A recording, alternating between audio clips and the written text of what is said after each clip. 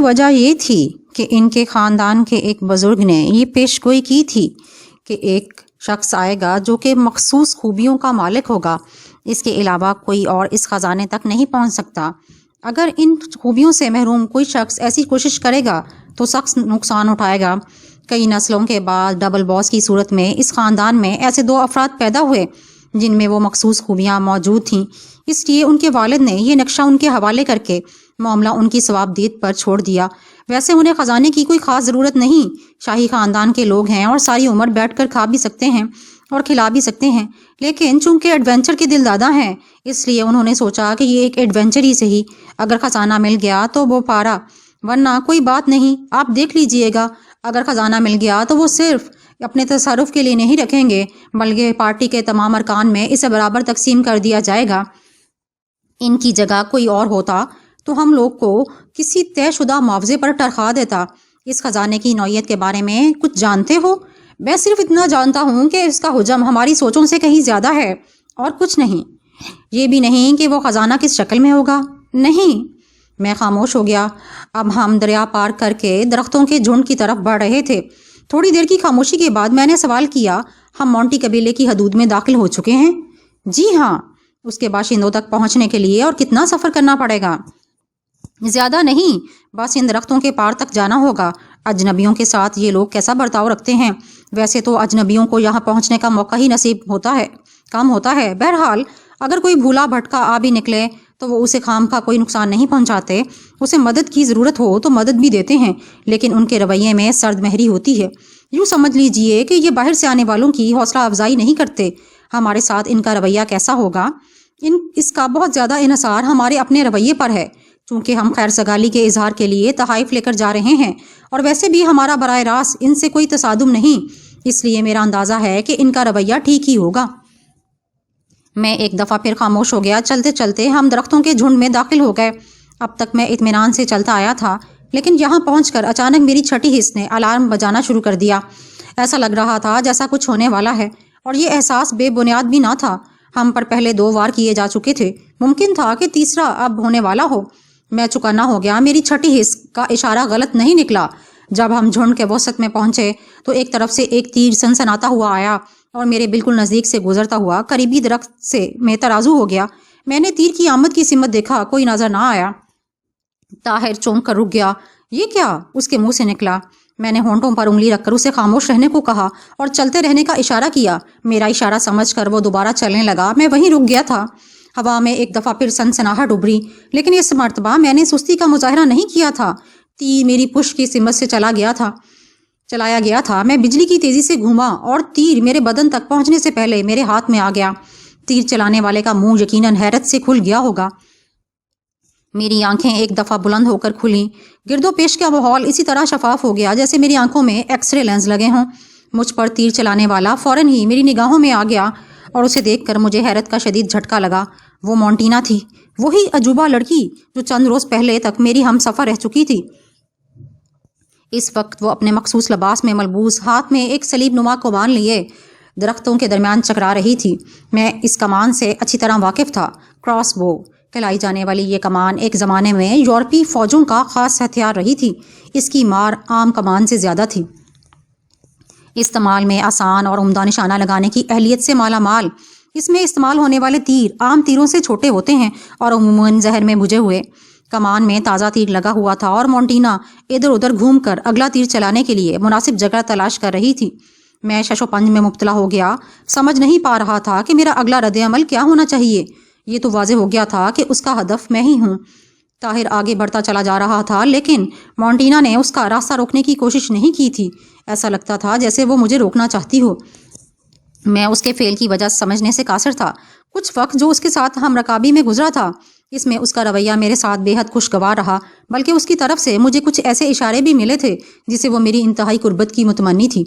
وہ علیحدہ بات ہے کہ میں نے اس کی حوصلہ افزائی کی تھی، پھر وہ ہر جگہ مجھے ساتھ لیے پھرتی رہی۔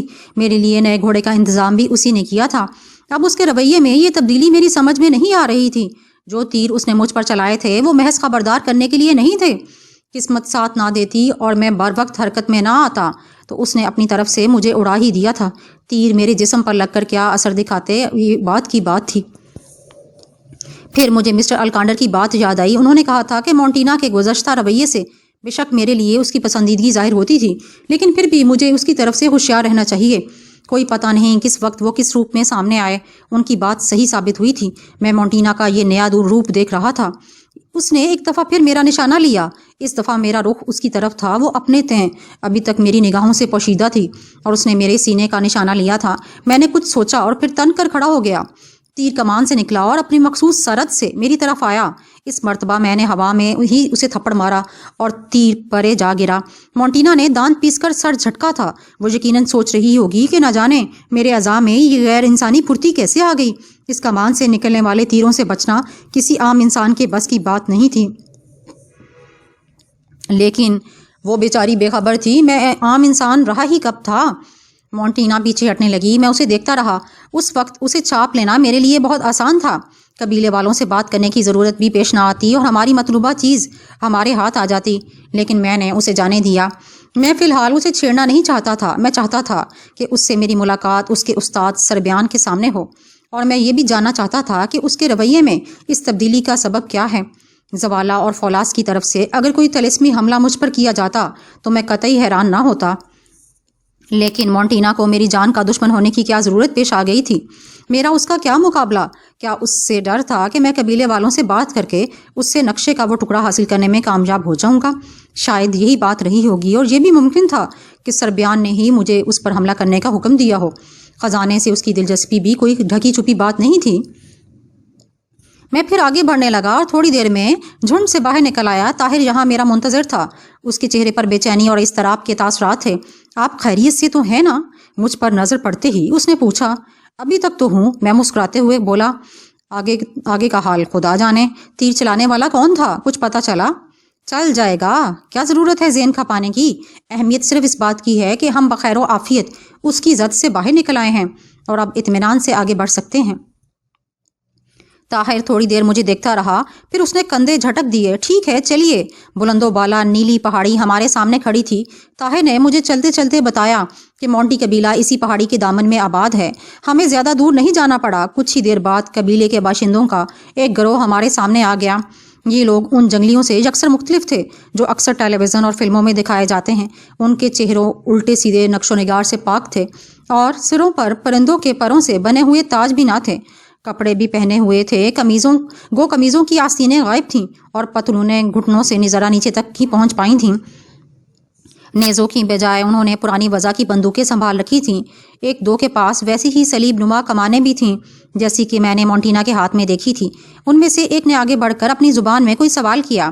لہجہ استفہامیہ تھا۔ میں نے اندازہ لگایا کہ وہ ہماری آمد کی غرض و غایت کے متعلق پوچھ رہا ہے۔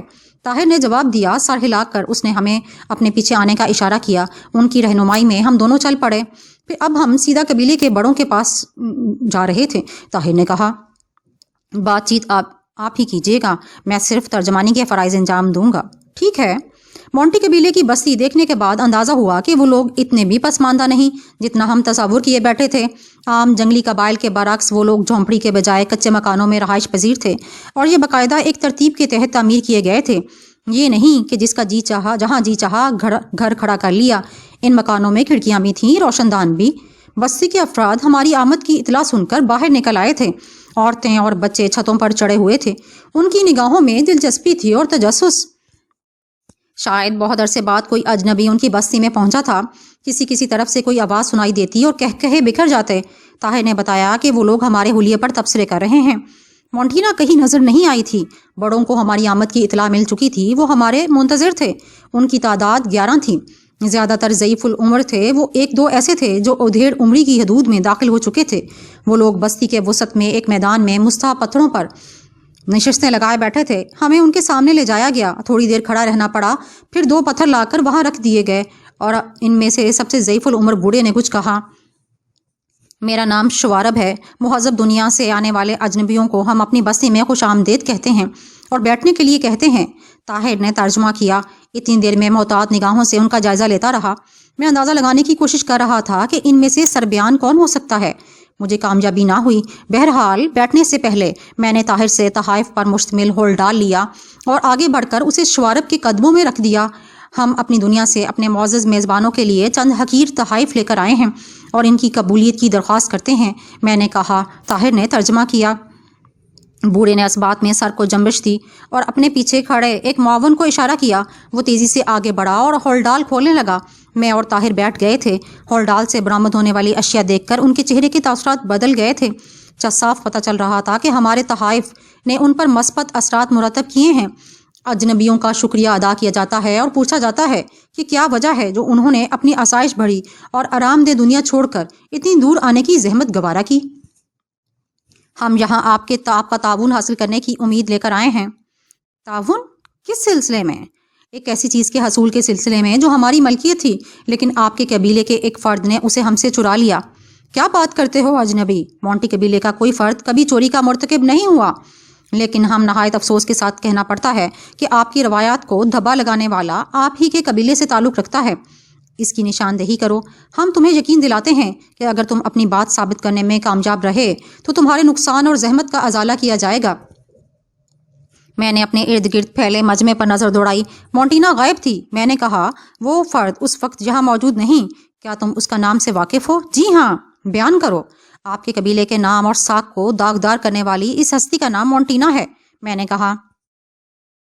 بوڑھا تڑپ کر کھڑا ہو گیا۔ دوسرے بوڑھوں کا بھی یہی حال ہوا تھا۔ میری بات یقیناً انہیں دھچکا پہنچانے کا سبب بنی تھی۔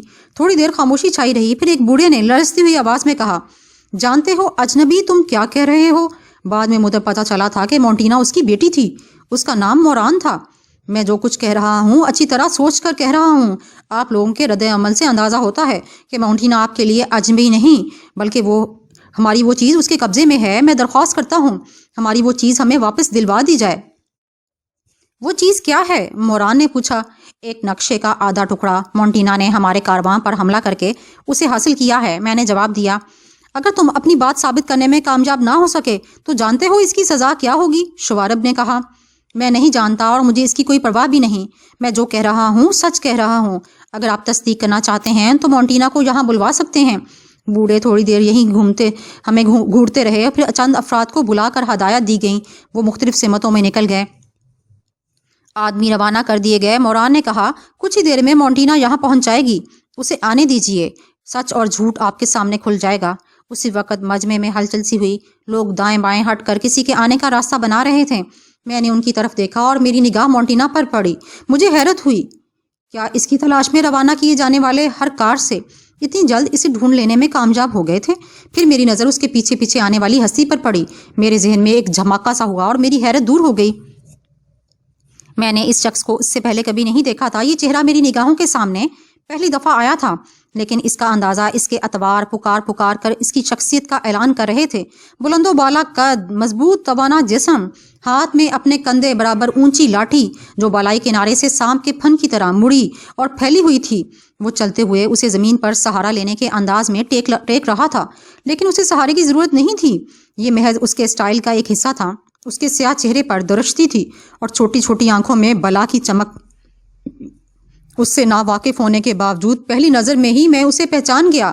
وہ سربیان تھا، مونٹی قبیلے کا روحانی پیشوا، مونٹینا کا اتالیق۔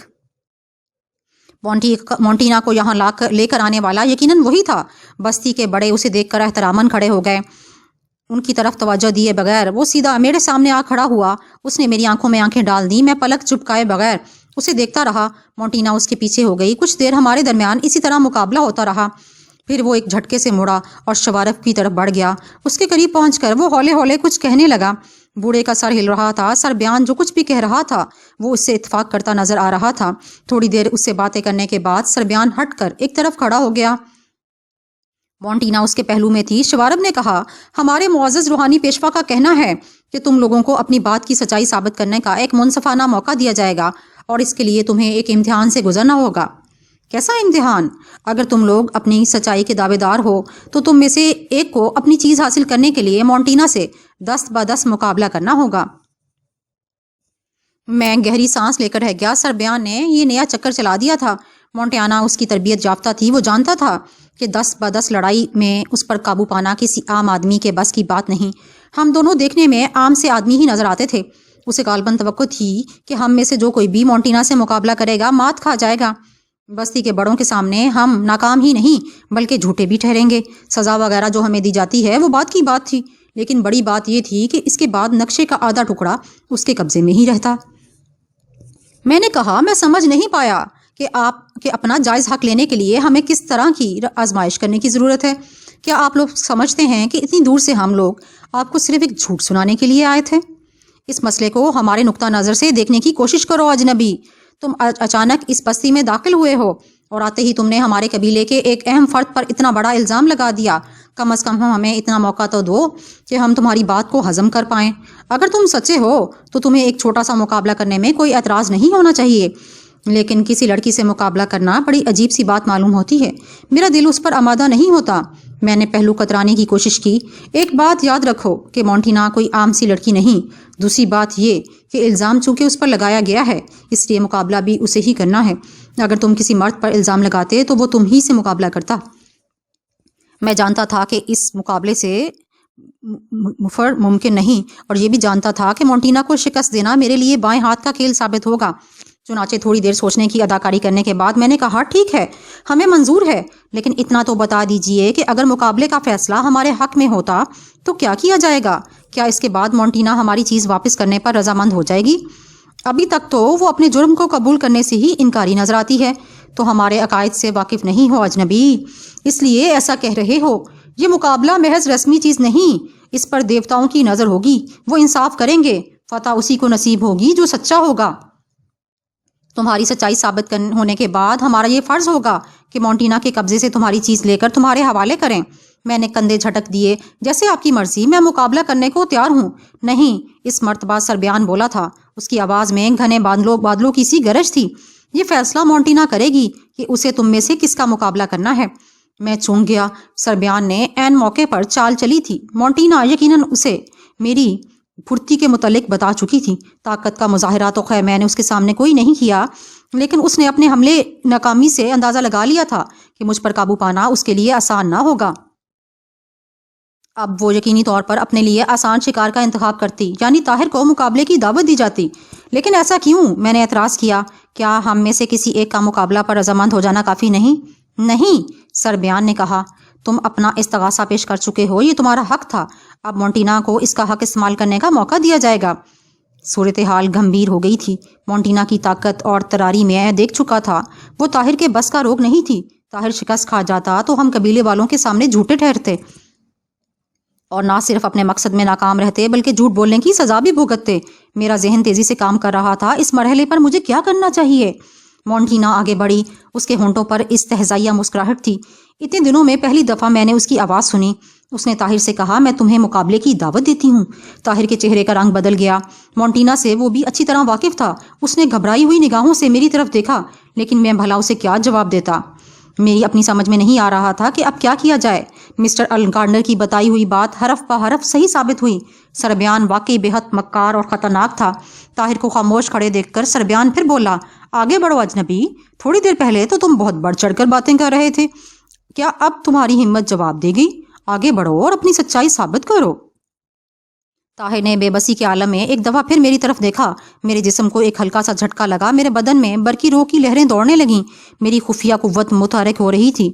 درپیش مسئلے کا حل مل گیا تھا۔ میں نے نگاہوں میں اسے اعتماد دلایا اور آگے بڑھنے کا اشارہ کیا۔ وہ تھوڑا سا ہچکچایا۔ میں نے کہا، گھبراؤ مت طاہر، یہ تمہارا کچھ نہیں بگاڑ پائے گی۔ آگے بڑھو اور مقابلہ کرو۔ لیکن ناصر صاحب، کیا تمہیں مجھ پر اعتماد نہیں رہا؟ اس مرتبہ اس کے چہرے کی بدلی ہوئی رنگت معمول پر آ گئی۔ میری بات اس کی سمجھ میں آ گئی تھی۔ اس نے مونٹینا کی طرف دیکھا۔ وہ پیچھے ہٹ گئی تھی اور میدان کے وسط میں تنی کھڑی اس کی طرف دیکھ رہی تھی۔ طاہر حرکت میں آیا اور نپے تلے قدموں سے اس کی طرف بڑھا۔ میرے بدن میں دوڑتی لہروں کی شدت میں اضافہ ہو گیا۔ مجھے یوں لگا جیسے میرے ارد گرد فضا غیر مرئی شعاعیں سے چکرانے لگی۔ شعاعیں آہستہ آہستہ گہری ہوئیں، پھر ان کا رخ طاہر کی جانب ہو گیا۔ تیر کی طرح وہ اس کی سمت بڑھیں اور اس کے جسم میں داخل ہو گئیں۔ طاہر کے جسم کو ایک جھٹکا لگا۔ اس کی گردن تن گئی۔ اس کے انداز میں نمایاں تبدیلی آ گئی۔ وہ چند قدم آگے بڑھا اور قدم جما کر کھڑا ہو گیا۔ آگے بڑھو چور لڑکی، اس نے مونٹینا کو بآواز بلند لڑکالا۔ میں تمہیں ایسا سبق سکھاؤں گا کہ آئندہ تم ہمارے قریب پھٹکنے کی جرت نہیں کرو گی۔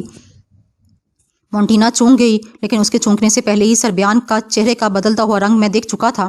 اس تغیر کی وجہ فوری طور پر میری سمجھ میں نہیں آئی۔ میں نے ایسی کوئی حرکت نہیں کی تھی جو اسے شک میں مبتلا کرنے کا باعث بنتی، لیکن ایسا لگ رہا تھا جیسے اسے میری ذات سے طاہر کو منتقل ہونے والی توانائی کا علم ہو گیا ہو۔ جی ہاں، منتقل ہونے والی توانائی۔ جب میری قوت متحرک ہوئی تھی تو اس وقت میرے کانوں میں لیشی کی آواز گونجی۔ اس نے مجھے طاہر کو آگے بڑھنے کا مشورہ دیا۔ اسی وقت میں سمجھ گیا کہ میدان میں طاہر لڑے گا، لیکن اس کے پس پردہ میری قوت کار فرما ہوگی۔ مقابلہ شروع ہونے سے پہلے میری قوت طاہر کے جسم میں داخل ہو چکی تھی۔ مونٹینا تیزی سے آگے بڑھی اور طاہر پر جھپٹ پڑی۔ اس کے حملے میں چیتے کی سی پھرتی تھی۔ طاہر قدم جمائے اپنی جگہ کھڑا رہا۔ مونٹینا کے قریب آتے ہی اس کا ہاتھ چلا اور مونٹینا چکرا کر گھوم گئی۔ چٹاخ کی آواز گونج اٹھی۔ طاہر کا تھپڑ پوری قوت سے اس کے چہرے پر پڑا۔ وہ گرا کر پلٹی اور پھر ایک دفعہ گھوم رہ گئی۔ دوسرا تھپڑ دوسرے گال پر پڑا۔ مونٹینا اندر ہی اندر بلبلا کر رہ گئی۔ 2 ہی تھپڑوں میں اس کا چہرہ سرخ ہو گیا تھا۔ اس مرتبہ اس نے فوری حملہ کرنے کی کوشش نہیں کی۔ طاہر نے اس کا مضحکہ اڑاتے ہوئے کہا، عورتوں پر ہاتھ اٹھا کر مجھے کبھی خوشی نہیں ہوتی، لیکن جو اپنے اوقات بھول جائیں انہیں سبق سکھانا میرا فرض ہے۔ ایک دفعہ پھر حملہ کرو، دل کے سارے ارمان نکال لو، کوئی حسرت باقی نہ رہے۔ آؤ آگے بڑھو۔ مونٹینا ایک قدم پیچھے ہٹی اور پھر وہ اچھلی اور ہوا میں اڑتی ہوئی طاہر کی طرف آئی۔ اس نے فلائنگ کک مارنا چاہی، لیکن طاہر نے ہوا میں ہی اس کو ضرب لگانے کو تیار ٹانگ قابو میں کر کے جھٹکا مارا۔ مونٹینا کا جسم پوری رفتار سے زمین سے ٹکرایا۔ پختہ فرش ہوتا تو اس کا کچومر نکل گیا ہوتا، لیکن ابھی بھی کچھ کم چوٹ نہیں آئی تھی۔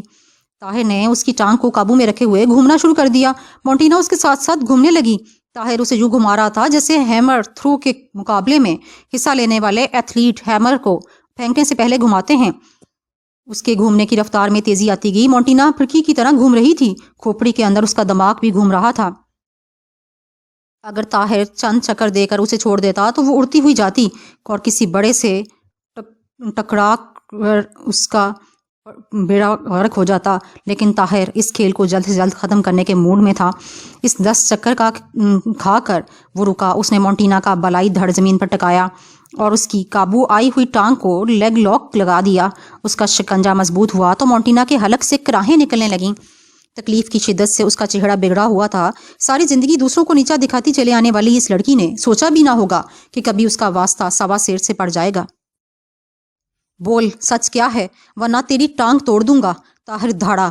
یہ بات اس نے سواحلی زبان میں کہی تھی اور میں نے اندازے سے اپنے لیے اس کا ترجمہ کیا تھا۔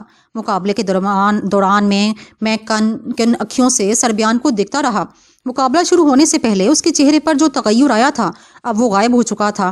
اب شدید جھنجھلاہٹ اور پریشانی کا شکار نظر آ رہا تھا۔ میں اس کی طرف سے پوری طرح چوکنا تھا۔ اس کی طرف سے کسی طرح کا فاؤل پلے خارج از امکان نہیں تھا۔ بول طاہر دھاڑا، ہوشیار ناصر، لیشی کی آواز میرے کانوں میں گونجی اور اسی وقت مٹیالے رنگ کا غبار طاہر اور مونٹینا پر چھانے لگا۔ اس مرتبہ یہ غبار پہلے سے کہیں زیادہ گہرا تھا۔ زوالا اور فولاس کی طرف سے ایک دفعہ پھر کارروائی ہوئی تھی۔ حیران ہونے اور یہ سوچنے کا وقت نہیں تھا کہ اس مقابلے میں ان دونوں کو دخل دینے کی کیا ضرورت پیش آئی۔ یہ وقت فوری رد عمل کا تھا۔ میں نے دانت پر دانت جما کر اس غبار پر نگاہیں مرکوز کر دیں۔ میری آنکھوں سے سنہری رنگ کی شعائیں پھوٹیں اور غبار سے ٹکرائیں۔ غبار پر کوئی اثر نہ ہوا، لیکن میں نے کارروائی جاری رکھی۔ میری آنکھوں سے پھوٹنے والی شعائیں غبار سے یوں ٹکرا رہی تھیں جیسے دیوار پر پانی کی دھار پڑ رہی ہو۔ مونٹینا نے دونوں ہاتھ زمین پر ٹکائے اور اٹھنے لگی۔ اس کے حلق سے جنگلی بلی کی سی گراہٹیں نکل رہی تھیں۔ دوسری طرف طاہر کی گرفت میں کمزوری پیدا ہوتی نظر آ رہی تھی۔ یہ الگ بات تھی کہ اس کمزوری کو ابھی تک صرف میں نے ہی محسوس کیا تھا۔ مونٹینا بتدریج اٹھتی چلی آ رہی تھی۔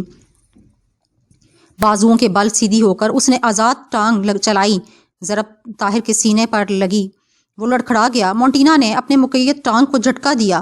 اس کی کوشش تقریباً کامیاب ہو گئی۔ اس کی ٹانگ طاہر کی گرفت سے پھسل ہی چلی تھی اور اسی وقت غبار کا رنگ بدلنے لگا۔ میری کوشش رنگ لا رہی تھی۔ غبار کی رنگت پھیکی پڑ رہی تھی۔ اس کی دباغت میں کمی آ رہی تھی۔ طاہر نے سنبھل کر دوبارہ گرفت قائم کی اور ایک جھٹکا دیا۔ مونٹینا تڑپ کر رہ گئی۔ اس کے دونوں ہاتھ پھر پھسل گئے اور وہ منہ کے بل فرش خاک پر اوندھی ہو گئی۔ غبار کی رنگت بالکل موہوم سی ہو چکی تھی۔ ہوتے ہوتے وہ غائب ہو گیا۔ مونٹینا کی ہمت ایک دم جواب دے گئی۔ وہ بری طرح کرہنے لگی۔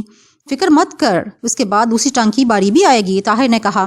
تب بھی تیری زبان نہ کھلی تو تیرے جسم کی بہت سی ہڈیاں باقی ہیں۔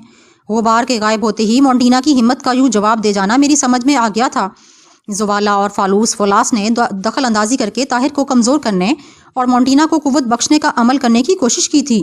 وہ در پردہ مونٹینا کی امداد کر رہے تھے، لیکن طاہر کی مدد کرنے کو میں بھی سر پر کھڑا تھا، اور اس پر بس نہیں، میری پشت پناہی کرنے کے لیشی بھی موجود تھی۔ اس کی کوشش ناکام ہو گئی تھی۔ آخر مونٹینا زور زور سے زمین پر ہاتھ مارنے اور چلانے لگی۔ سربیان نے غصے سے سر جھٹک کر پیر زمین پر مارا اور تیزی سے چلتا ہوا ایک طرف غائب ہو گیا۔ قبیلے کے بڑوں کے سر جھک گئے تھے۔ طاہر نے مونٹینا کی ٹانگ چھوڑ دی۔ اس کا جسم پسینے میں نہایا ہوا تھا، سانس پھولی ہوئی تھی، لیکن وہ مسکرا رہا تھا۔ مبارک ہو ناصر صاحب، اس نے کہا، ہم جیت گئے۔ مونٹینا نے ہار بھی مان لی اور چوری کا اعتراف بھی کر لیا۔ میں بھی مسکرا دیا۔ کم از کم پہلے مرحلے میں تو ہم کامیاب ہو گئے تھے۔ مونٹینا منہ چھپائے زمین پر پڑی تھی۔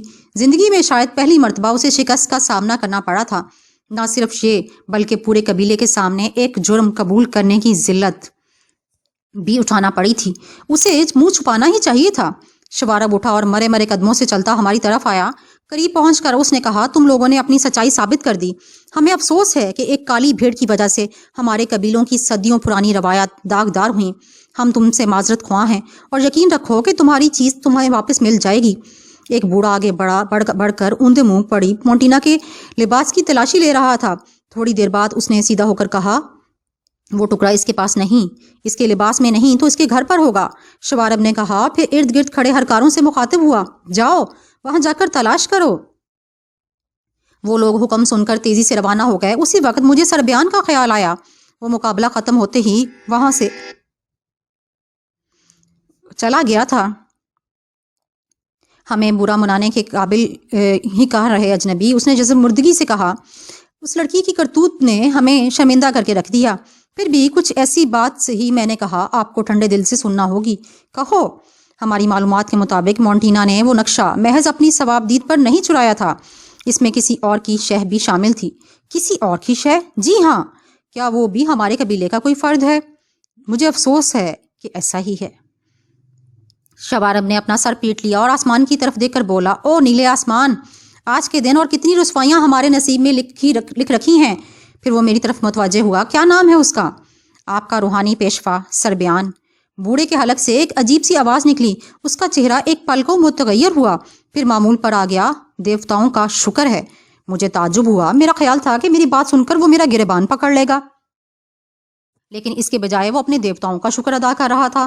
اگر دوسرا مرتکب بھی میرے ہی قبیلے کا کوئی آدمی نکلتا تو شاید میں شرم سے مر جاتا۔ شوارب نے بات جاری رکھتے ہوئے کہا، لیکن شکر ہے کہ ایسا نہیں ہوا۔ کیا مطلب؟ میں نے استعجابیہ لہجے میں کہا۔ سربیان ہمارے قبیلے کا فرد نہیں، شوارب نے کہا۔ کیا؟ مجھے مزید حیرت ہوئی۔ لیکن وہ تو آپ کا روحانی پیشوا ہے۔ ہاں، لیکن اس کا تعلق ہمارے قبیلے سے نہیں۔ وہ چند سال پہلے ہمارے قبیلے میں آیا تھا۔ اس کے آنے سے پہلے ایک روز ہمارے روحانی پیشوا کی موت ہوئی تھی۔ سربیان نے آ کر کہا کہ دیوتاؤں نے اسے پیشوا کی جانشینی کے لیے بھیجا ہے۔ پہلے ہم نے اس کا دعویٰ ماننے سے انکار کر دیا، لیکن بعد میں اس نے کچھ ایسے عمل کر کے دکھائے کہ ہمیں اس کی بات تسلیم کرتے ہی بنے۔ بہرحال قبیلے کے لوگ آج بھی خود سے اتنا قریب تصور نہیں کرتے جتنا کہ پرانے پیشوا کو کرتے تھے۔ مونٹینا پر اس کی خصوصی شفقت تھی۔ دیکھو آج اس کا نتیجہ کیا نکلا۔ تو سربیان مونٹی قبیلے کا فرد نہیں تھا؟ بہرحال یہ میرا مسئلہ نہ تھا۔ میں نے کہا، خیر جو کچھ بھی ہو، میں یہ بتانا چاہتا تھا کہ چونکہ وہ نقشہ سربیان کی ایما پر ہی چرایا گیا تھا، اس لیے ممکن ہے کہ وہ مونٹینا کیا رہائش گاہ سے نکلنے کے بجائے سربیان کے قبضے سے برآمد ہو۔ او اچھا، شوارب نے کہا، تم فکر نہ کرو، اگر وہ نقشہ مونٹینا کے گھر سے برآمد نہیں ہوتا تو ہم سربیان کے مقام کا لحاظ نہ کرتے ہوئے اس سے بھی جواب طلبی کریں گے۔ آپ کو زحمت دے کر مجھے خوشی نہیں ہو رہی، لیکن کیا کیا جائے، ہماری بھی مجبوری ہے، میں نے معذرت خوانا انداز میں کہا۔ تمہیں ایسا لہجہ اپنانے کی کوئی ضرورت نہیں۔ جب قصوروار ہمارے قبیلے سے متعلق ہے تو ہم اس کی ذمہ داری قبول کرتے ہوئے ہچکچائیں گے نہیں۔ اس کے بھیجے ہوئے ہر کارے تھوڑی دیر میں واپس آ گئے تھے۔ میری توقع کے مطابق نقشہ مونٹینا کے گھر سے برآمد نہیں ہوا تھا۔ اس کا ایک ہی مطلب ہو سکتا ہے، شوارب نے کہا، تمہارا نقشہ سربیان کے قبضے میں ہے۔ تو پھر آپ کیا کرنے کا ارادہ رکھتے ہیں؟ میں نے سوال کیا۔ وہی جو تمہیں پہلے بتا چکا ہے، اس نے کہا، لیکن سربیان پر اس طرح ہاتھ نہ ڈالا جائے۔ اس جرم میں اس کی شمولیت ثابت ہونے سے اس کا روحانی پیشوا ہونے کا مرتبہ تو خود بخود ختم ہو گیا، لیکن پھر بھی عام ہرکارے اس بات سے بات نہیں کر سکتے، اس سے مجھے خود بات کرنا ہوگی۔ وہ اپنے ہرکاروں سے مخاطب ہوا، سربیان جہاں کہیں بھی ہو اسے ڈھونڈ لاؤ فوراً۔ معزز شوارب، میں نے کہا، ہر کاروں کو روانہ کرنے سے پہلے میری ایک بات سن لیجئے۔ ہاں کہو۔ سربیان یہاں سے مونٹینا کی شکست اور جرم کے اطراف کا منظر دیکھ کر گیا ہے۔ اسے معلوم ہوگا کہ مونٹینا سے نقشہ نام برآمد ہونے کی صورت میں آپ کا رخ اسی کی سمت ہوگا۔ کیا ایسے میں توقع کی جا سکتی ہے کہ وہ اپنی رہائش گاہ میں بیٹھا رہا ہوگا؟ تمہارا مطلب ہے کہ وہ فرار ہو گیا ہوگا؟ جی ہاں، کہتے تو تم ٹھیک ہو، لیکن کوشش کر لینے میں کیا حرج ہے؟ اس نے ہر کاروں کو جانے کا اشارہ کیا۔ دوپہر ہونے والی تھی۔ میرے اندازے کے مطابق ڈبل باس اپنے ساتھیوں سمیت دریا کے کنارے پہنچنے والے تھے۔ میں نے طاہر سے کہا، طاہر، ڈبل باس دریا کے دوسرے کنارے پہنچنے والے ہوں گے۔ کرسٹوفر اور میک مین کو ابھی تک ہماری طرف سے کوئی اطلاع نہیں ملی۔ بہتر ہوگا کہ تم وہاں پہنچ جاؤ اور ڈبل باس کے پہنچنے پر انہیں اپنے ساتھ لے کر یہاں آ جاؤ۔ میں تب تک یہیں ٹھہرتا ہوں۔ جی بہتر ہے، اس نے کہا۔ جانے سے پہلے سردار شوارب کو بتا دینا کہ تم کہاں اور کس مقصد کے لیے جا رہے ہو۔ کہیں ایسا نہ ہو کہ تمہارے ساتھ اتنے سارے آدمیوں کو دیکھ کر وہ غیر ضروری طور پر گھبرا جائے۔ میں نے ہدایت کی۔ اس نے سر کو تفہیمی جنبش دی اور روانہ ہو گیا۔ شوارب کے بھیجے ہوئے آدمی تقریباً 1 گھنٹے کے بعد منہ لٹکائے ہوئے لوٹ آئے تھے۔ ان کا جواب ان کے چہروں سے عیاں تھا۔ ہر جگہ تلاش کرنے کے باوجود سربیان کہیں نہیں ملا۔ ان کی بات سن کر شوارب کے چہرے پر سنگینی ابھر آئی۔ ترجمانی کے فرائض انجام دینے والا طاہر وہاں موجود نہیں تھا، ورنہ وہ اس سلسلے میں ضرور مجھ سے مزید کچھ گفتگو کرتا۔ میرے پاس انتظار کے علاوہ اور کوئی مصروفیت نہ تھی۔ قبیلے والوں کی سرگرمیاں جاری تھیں۔ اچھی خاصی افراتفری مچی ہوئی تھی۔ لوگ تیزی سے ادھر ادھر آ جا رہے تھے۔ میں ان کی حرکات و سکنات پر توجہ دینے کی ضرورت محسوس نہ کی۔ توجہ دینے کا فائدہ بھی کیا تھا؟ ان کی مصروفیات کا یہ ادھورا سا حصہ کوئی واضح جواب دینے سے قاصر تھا۔ کسی سے کوئی پوچھ گچھ کر کے ہی اصل بات کا پتہ چل سکتا تھا، اور طاہر کی عدم موجودگی میں کچھ پوچھنے سے معذور تھا۔ سپہر سے کچھ پہلے طاہر ڈبل باس اور دیگر ساتھیوں سمیت نمودار ہوا۔ میں بستی کے اس وسطی میدان میں بیٹھا تھا۔ مجھے دیکھ کر ڈبل باس کے چہرے کھل اٹھے۔ وہ تیزی سے میری طرف بڑھے۔ ہمیں طاہر کی زبانی تمام حالات کا علم ہو گیا۔ انہوں نے کہا، آخر تم نے اس چھلاوے کو قابو کر ہی لیا؟ میں نے کہاں قابو کیا؟ میں نے مسکراتے ہوئے کہا، یہ تو سب طاہر کا کمال ہے۔ پھر وہی کسر نفسی کا مظاہرہ میں نے نہیں، طاہر نے کیا ہے۔ شاید اس نے آپ کو بتایا نہیں کہ وہ 2 بدھو مقابلے میں مونٹینا کو شکست اسی نے دی تھی۔ کیا واقعی؟ وہ سب حیرت سے طاہر کی طرف دیکھنے لگے۔ طاہر خاموش تھا۔ ظاہر ہے وہ اس بات کو جھٹلا نہیں سکتا تھا، اور یہ بھی بتانے سے قاصر تھا کہ مونٹینا کو شکست دینے کی قوت اس میں کہاں سے آئی۔ بس کندھے اچکار رہ گیا۔ ہر طرف سے اس پر تعریف و تحسین کی بارش ہو رہی تھی۔ تحسین کا طوفان تھما تو ڈبل باس نے پوچھا، اب کیا صورتحال ہے؟ صورتحال یہ ہے کہ نقشہ مونٹینا کے قبضے سے برآمد نہیں ہوا۔ اس کا مطلب یہی ہے کہ وہ سربیان کے قبضے میں ہے، اور سربیان غائب ہے۔ اس کا مطلب ہے کہ ابھی ہمارا مقصد پورا نہیں ہوا تو ہو جائے گا۔ سربیان بھاگ کر جائے گا کہاں؟ کہیں نہ کہیں تو قابو آ ہی جائے گا۔ پھر میں طاہر سے مخاطب ہوا، تم ذرا سردار شوارب سے مل کر تازہ ترین صورتحال تو معلوم کرو۔ طاہر سر ہلاتا ہوا سردار شوارب کی طرف بڑھ گیا۔ تھوڑی دیر بعد وہ متعلقہ باتیں پوچھ کر واپس آیا اور ہمیں بتانے لگا۔ مونٹینا کو قید کر دیا گیا تھا۔ اس کے باپ نے اس کے ہر قول و فعل سے لا تعلقی کا اعلان کر دیا تھا۔ اس کی قسمت کا فیصلہ اب بڑوں کی عدالت میں کیا جانا تھا، جو 2 روز بعد منعقد ہونا تھی۔ سربیان کی تلاش جاری تھی، اور امید ظاہر کی جا رہی تھی کہ جلد یا بدیر وہ پکڑا جائے گا۔ ہمارے لیے پیشکش تھی کہ جب تک سربیان پکڑا نہ جائے، قبیلے کے مہمان بن کر یہیں رہیں۔ تو پھر کیا ارادہ ہے؟ میں نے پیشکش سن کر ڈبل باس سے پوچھا۔ ارادہ کچھ خاص نہیں، انہوں نے جواب دیا۔ یہاں سے 2 آدمیوں کو واپس بھیجا جائے گا تاکہ وہ جا کر بیس کیمپ سے لڑکیوں اور ان کی نگرانی کرنے والے مردوں کو لے آئیں۔ انہیں 3 دن بعد واپسی کی ہدایت تھی، اور ہمیں یہاں نہ جانے کتنے دن اور لگ جائیں۔ ظاہر ہے سربیان ہاتھ آئے گا، اس سے نقشہ حاصل کیا جائے گا، پھر ہی آگے بڑھنے کی کوئی صورت ہوگی۔ لڑکیوں کی نگرانی پر کسے چھوڑا گیا تھا؟ مسٹر الکانڈر اور ان کے ساتھ 3 آدمی اور تھے۔ ٹھیک ہے، تو پھر کل صبح 2 آدمیوں کو روانہ کر دیجئے۔ نہیں، ان آدمیوں کو ابھی روانہ کیا جائے گا۔ رات ہونے تک وہ وہاں پہنچ جائیں گے، اور صبح ان لوگوں کو لے کر دوپہر تک یہاں پہنچ جائیں گے۔ لیکن آپ لوگ یہاں پہلے سفر کر کے آئے ہیں، یقیناً تھکے ہوئے ہوں گے۔ پھر اس طرح دوبارہ الٹے قدموں کسی کو واپس بھیجنا زیادتی ہوگی۔ زیادتی نہیں ہوگی، میک مین نے کہا۔ میں اور کرسٹوفر کل سے یہاں موجود ہیں۔ ہم نے مکمل آرام کیا ہے اور تازہ دم ہیں۔ واپس جا کر ان لوگوں کو لانے کا کام ہم کریں گے۔ ہاں، یہ ٹھیک رہے گا، ڈبل باس نے کہا۔ تو پھر تم لوگ ابھی روانہ ہو جاؤ تاکہ رات ہونے سے پہلے وہاں پہنچ سکو۔ جو حکم، میک مین نے کہا اور کرسٹوفر کی طرف متوجہ ہوا۔ چلیں دوست؟ ہاں چلو، کرسٹوفر نے کہا۔ تھوڑی دیر بعد وہ دونوں بستی سے باہر نکلنے والے راستے کی جانب جا رہے تھے۔ ہم لوگوں کے لیے ایک بڑا سا مکان خالی کر دیا گیا۔ ضرورت کی ہر چیز، بستر، اشیاء خورد و نوش وغیرہ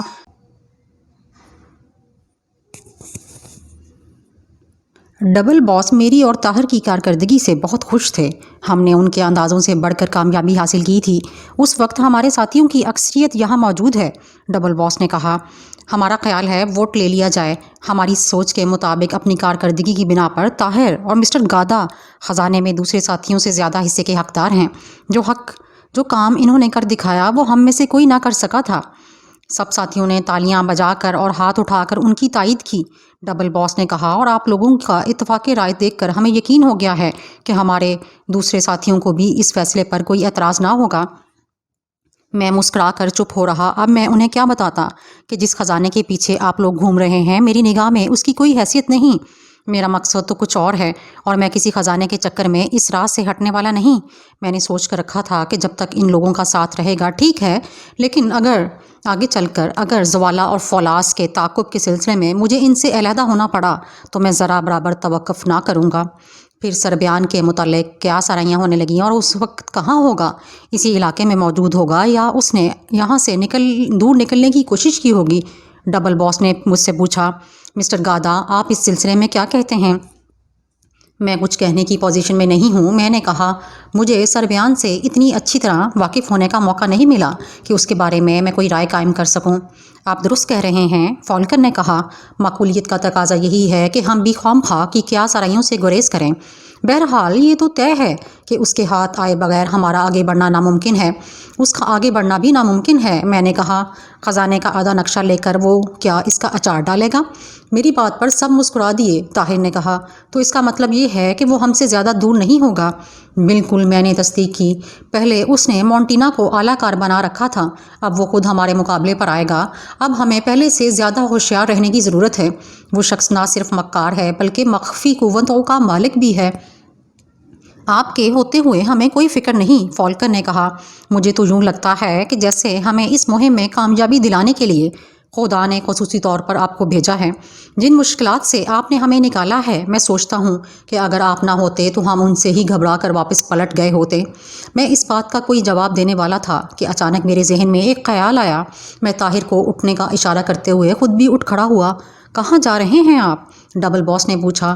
ایک بالکل سامنے کی بات میرے ذہن میں سے نکل گئی۔ میں نے کہا، میں اسی کو چیک کرنے جا رہا ہوں۔ کون سی بات؟ مونٹینا سربیان کی دستراز تھی۔ سربیان کہاں جا سکتا ہے اور کہاں چھپ سکتا ہے، اس کے متعلق اس سے بہتر اور کوئی نہیں جانتا ہوگا۔ میں اس سے ملاقات کرنے جا رہا ہوں۔ طاہر کے ذریعے اس سے گفتگو کر کے معلومات حاصل کرنے کی کوشش کروں گا۔ ویری گڈ، فالکن نے پرجوش لہجے میں کہا۔ دیکھا باس، یہ آئیڈیا بھی مسٹر گادا کے ذہن میں ہی آتا کیوں نہیں؟ ڈبل باس نے مسکراتے ہوئے کہا۔ انہوں نے ایسے آئیڈیاز کے لیے اپنے ذہن میں خاصا مقناطیس فٹ کر رکھا ہے۔ اس بات پر ایک زبردست کہکا پڑا۔ ان لوگوں کو ہنستا چھوڑ کر ہم باہر نکل آئے۔ مونٹی قبیلے کی اس آبادی میں کوئی باقاعدہ قید خانہ نہیں تھا۔ مونٹینا کو اس کے گھر میں ہی قید کیا گیا تھا۔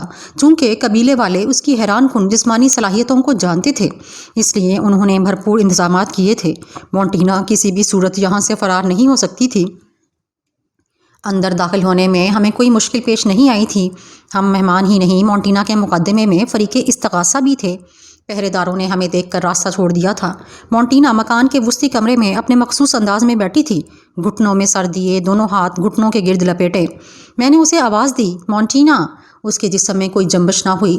میں نے پھر آواز دی، کوئی جواب نہ ملا۔ مونٹینا، اس مرتبہ میں نے قدرے بلند آواز میں کہا۔ اس کا جسم دھیرے دھیرے حرکت میں آیا، ہاتھ کھلے، سر گھٹنوں سے باہر نکلا اور اس نے میری طرف دیکھا۔ تم؟ اس نے کہا۔ تم اب کیا لینے آئے ہو؟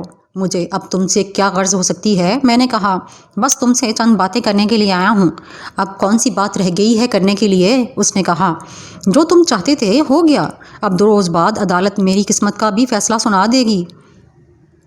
اس موقع پر نہایت احتیاط کی ضرورت تھی۔ وہ زخم خوردہ بیٹھی تھی، میری ذرا سی ترغیب پر بھڑک اٹھی۔ پھر اس کے منہ سے کچھ نکلوانا ممکن نہ رہتا۔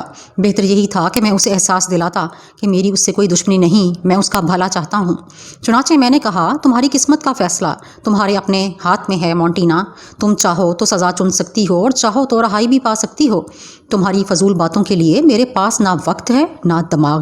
اس نے کہا، مجھے اس حال تک پہنچا کر اب ہمدردی جتانے آئے ہو؟ تمہیں اس حال میں دیکھنا میرا مقصد نہیں تھا مونٹینا۔ میں نے کہا، اور اگر تم یہاں تک پہنچی بھی ہو تو اس کی ذمہ داری مجھ پر عائد نہیں ہوتی۔ تو پھر کس پر عائد ہوتی ہے؟ کیا مجھ پر؟ نہیں، میں تمہیں بھی مورد الزام نہیں ٹھہرا سکتا۔ تم تو محض کسی کے اشاروں پر چل رہی تھی۔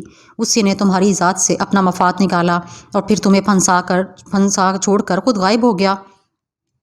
پہلی دفعہ مونٹینا کے چہرے پر کوئی تبدیلی نظر آئی۔ میں نے بولنا جاری رکھا، ہاں مونٹینا، تم خود ہی سوچو، میری تم سے کوئی ذاتی پرخاش تو نہ تھی، اور نہ ہی ان لوگوں نے تمہارا کچھ بگاڑا تھا۔ تم نے انہیں دک کیے رکھا، ان کے پاس سے اس نقشے کا آدھا حصہ چرا کر لے گئیں اور مونٹی قبیلے کی تاریخ کی پہلی چور بنی۔ ان سب کاموں پر تمہیں کس نے اکسایا؟ کس نے تمہیں سبز باغ دکھائے؟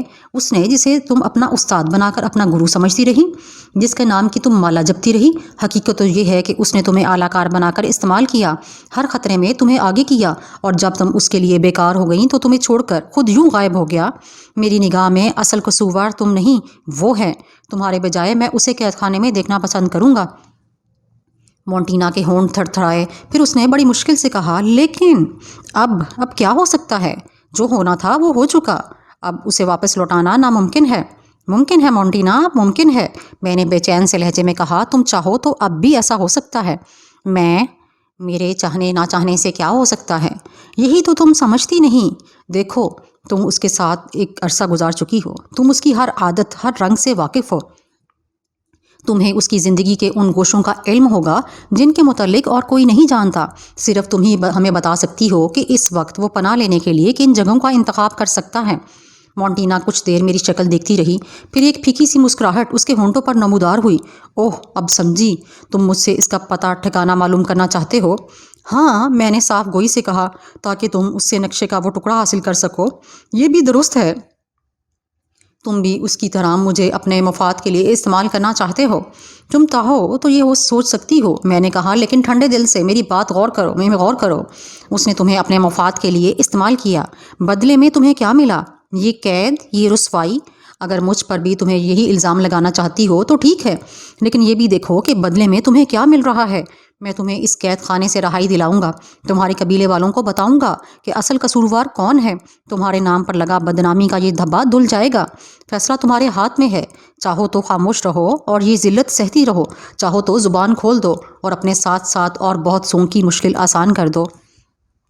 وہ کچھ نہیں بولی، خاموشی سے میری شکل دیکھتی رہی۔ میں اس کی باطنی کیفیت کو اچھی طرح سمجھ رہا تھا۔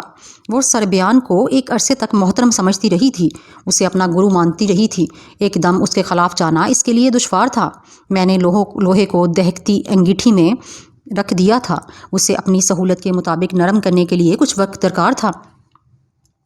تمہارے پاس کل صبح تک کا وقت ہے، میں نے کہا۔ اچھی طرح سوچ لو، میں کل صبح پھر آؤں گا۔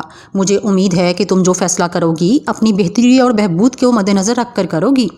اتنا کہہ کر میں طاہر کو ساتھ لے کر باہر نکل آیا۔ میں نے اسے وقت دے دیا تھا، مجھے امید تھی کہ صبح تک لوہا اتنا گرم ہو چکا ہوگا کہ میں اس پر ضرب لگا سکوں گی، یا دوسرے لفظوں میں یوں کہیے کہ میں نے کانٹا ڈال دیا تھا اور اب مچھلی کے چارے پر منہ مارنے کا انتظار کر رہا تھا۔ اس رات مجھے نیند نہ آئی اور نہ ہی میں نے سونے کی، آرام کرنے کی کوئی ضرورت محسوس کی۔ وہی موہوم سا احساس جس نے مونٹی قبیلے کی حدود میں شامل درختوں کے ذخیرے سے گزرتے ہوئے مجھے مونٹینا کے حملے کے بارے میں خبردار کیا تھا، رہ کر چبھ رہا تھا۔ کچھ نہ کچھ ہونے والا تھا۔ میرے جسم کا ایک ایک عضو ستار کے تاروں کی طرح کسا ہوا تھا، لیکن اعصاب بالکل پرسکون تھے۔ اعصابی کشیدگی اس وقت ہوتی ہے جب انسان اپنے دشمن سے ناواقف ہو یا اس کا مقابلہ کرنے کی اہلیت نہ رکھتا ہو۔ میں اپنے دشمن سے مقابلہ کرنے کی اہلیت بھی رکھتا ہوں اور ان سے واقف بھی تھا۔ زوالا اور فولاس، یہ نام مجھے بھولے نہیں تھے، ابھی تک وہ میرے سامنے نہیں آئے تھے۔ بوڑھے شیوش نے بتایا تھا کہ یہ دونوں زیانہ کے پراسرار ترین کردار ہیں، جن کا نام بچے بچے کی زبان پر ہے، لیکن جنہیں کسی نے آج تک نہیں دیکھا۔ جب سے میں نے مونٹی قبیلے کی طرف پیش قدمی کی تھی، وہ مجھ پر کئی حملے کر چکے تھے، کبھی بھینسے، کبھی پانی میں دوڑتے کرنٹ، کبھی نہ جلنے والی لکڑیوں کی صورت میں ان کے وار مجھ پر ہوئے، لیکن ان کا آخری حملہ سب سے زیادہ پوشیدہ تھا۔ اس سے پہلے ان کے کسی حربے کو ناکام بنانے میں مجھے زیادہ دیر نہیں لگی تھی، لیکن طاہر اور مونٹینا کے مقابلے کے دوران ان پر چھانے والا مٹیالہ غبار بہت گہرا تھا اور اسے ختم کرنے میں مجھے کافی دیر لگ گئی تھی۔ کچھ دیر اور لگتی تو شاید مونٹینا طاہر کے شکنجے سے نکلنے میں کامیاب ہو جاتی۔ اب ان کا اگلا حملہ کیسا ہوگا، اس کی نوعیت کیا ہوگی اور اس کی شدت کیا ہوگی، میں ان کی طرف سے اگلے حملے کا منتظر تھا۔ اسی وقت بستی کے کسی کونے سے وحشتناک چیخوں کی صدا یوں اچانک بلند ہوئی کہ میں ہڑبڑا کر اٹھ کھڑا ہوا۔ میرے ساتھی گہری نیند میں کربٹ بدل کر رہ گئے تھے اور میں ایک ہی چھلانگ میں اپنی کمین گاہ سے باہر نکل آیا۔ چیخوں کا سلسلہ جاری تھا۔ میں نے ایک لمحے کے لیے رک کر ان کی سمت کا اندازہ کیا تو میرے رونگٹے کھڑے ہونے لگے۔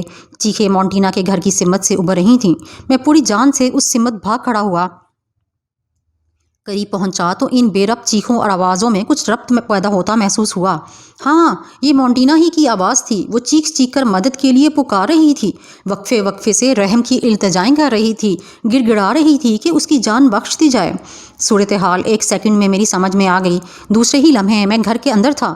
پہرے داروں کو مجھے روکنے کا تو کیا، میری آمد پر حیران ہونے کا موقع بھی نہ ملا، اور میں نے یہ سوچنے کی کوشش نہیں کی تھی کہ مونٹینا کے کمرے سے کسی ایسی سماعت شکن چیخوں کی آواز سن کر بھی ان کے کانوں میں جوں کیوں نہیں رنگی تھی۔ مونٹینا کے کمرے کا دروازہ بند تھا۔ میں رکے بغیر اسے ٹکرایا اور اس کے ٹکڑے اڑاتا ہوا اندر گھستا چلا گیا۔ اندر گھستے ہی مجھے یوں محسوس ہوا جیسے میں مٹیالے غبار کے سمندر میں کود گیا ہوں۔ پورا کمرہ اس غبار سے بھرا ہوا تھا۔ اس کی دباغت اتنی زیادہ تھی کہ لمحے کے 1000ویں حصے کے لیے میری آنکھیں اندھی ہو گئیں۔ پھر میرے ہاتھ پیروں میں وہی سنسناہٹ جاگ اٹھی، اور اس مرتبہ اس کی شدت پہلے سے کہیں زیادہ تھی۔ غبار میرے لیے شفاف ہو گیا اور مجھے مونٹینا نظر آ گئی۔ اس کے حلق سے کھرکھراہٹیں نکل رہی تھیں۔ اس کا گلا بری طرح بھنچا ہوا تھا۔ ایسا معلوم ہوتا تھا جیسے کوئی غیبی ہاتھ اس کا گلا گھونٹ رہا ہو۔ پھر وہ غیبی ہاتھ بھی مجھے نظر آ گیا۔ روشن لکیروں سے بنا ہوا ہاتھ کا ایک خاکہ سا اس کی گردن دبا رہا تھا۔ اس کی آنکھیں ابلتی آ رہی تھیں۔ میں نے جھپٹ کر اس خاکے پر ہاتھ ڈالا۔ میرا مقصد تھا کہ اسے دبوچ کر ایک جھٹکے سے مونٹینا کی گردن سے علیحدہ کر دوں، کیونکہ نظر آ رہا تھا کہ اگر تھوڑی دیر مزید گزری تو وہ دنیا سے گزر جائے گی۔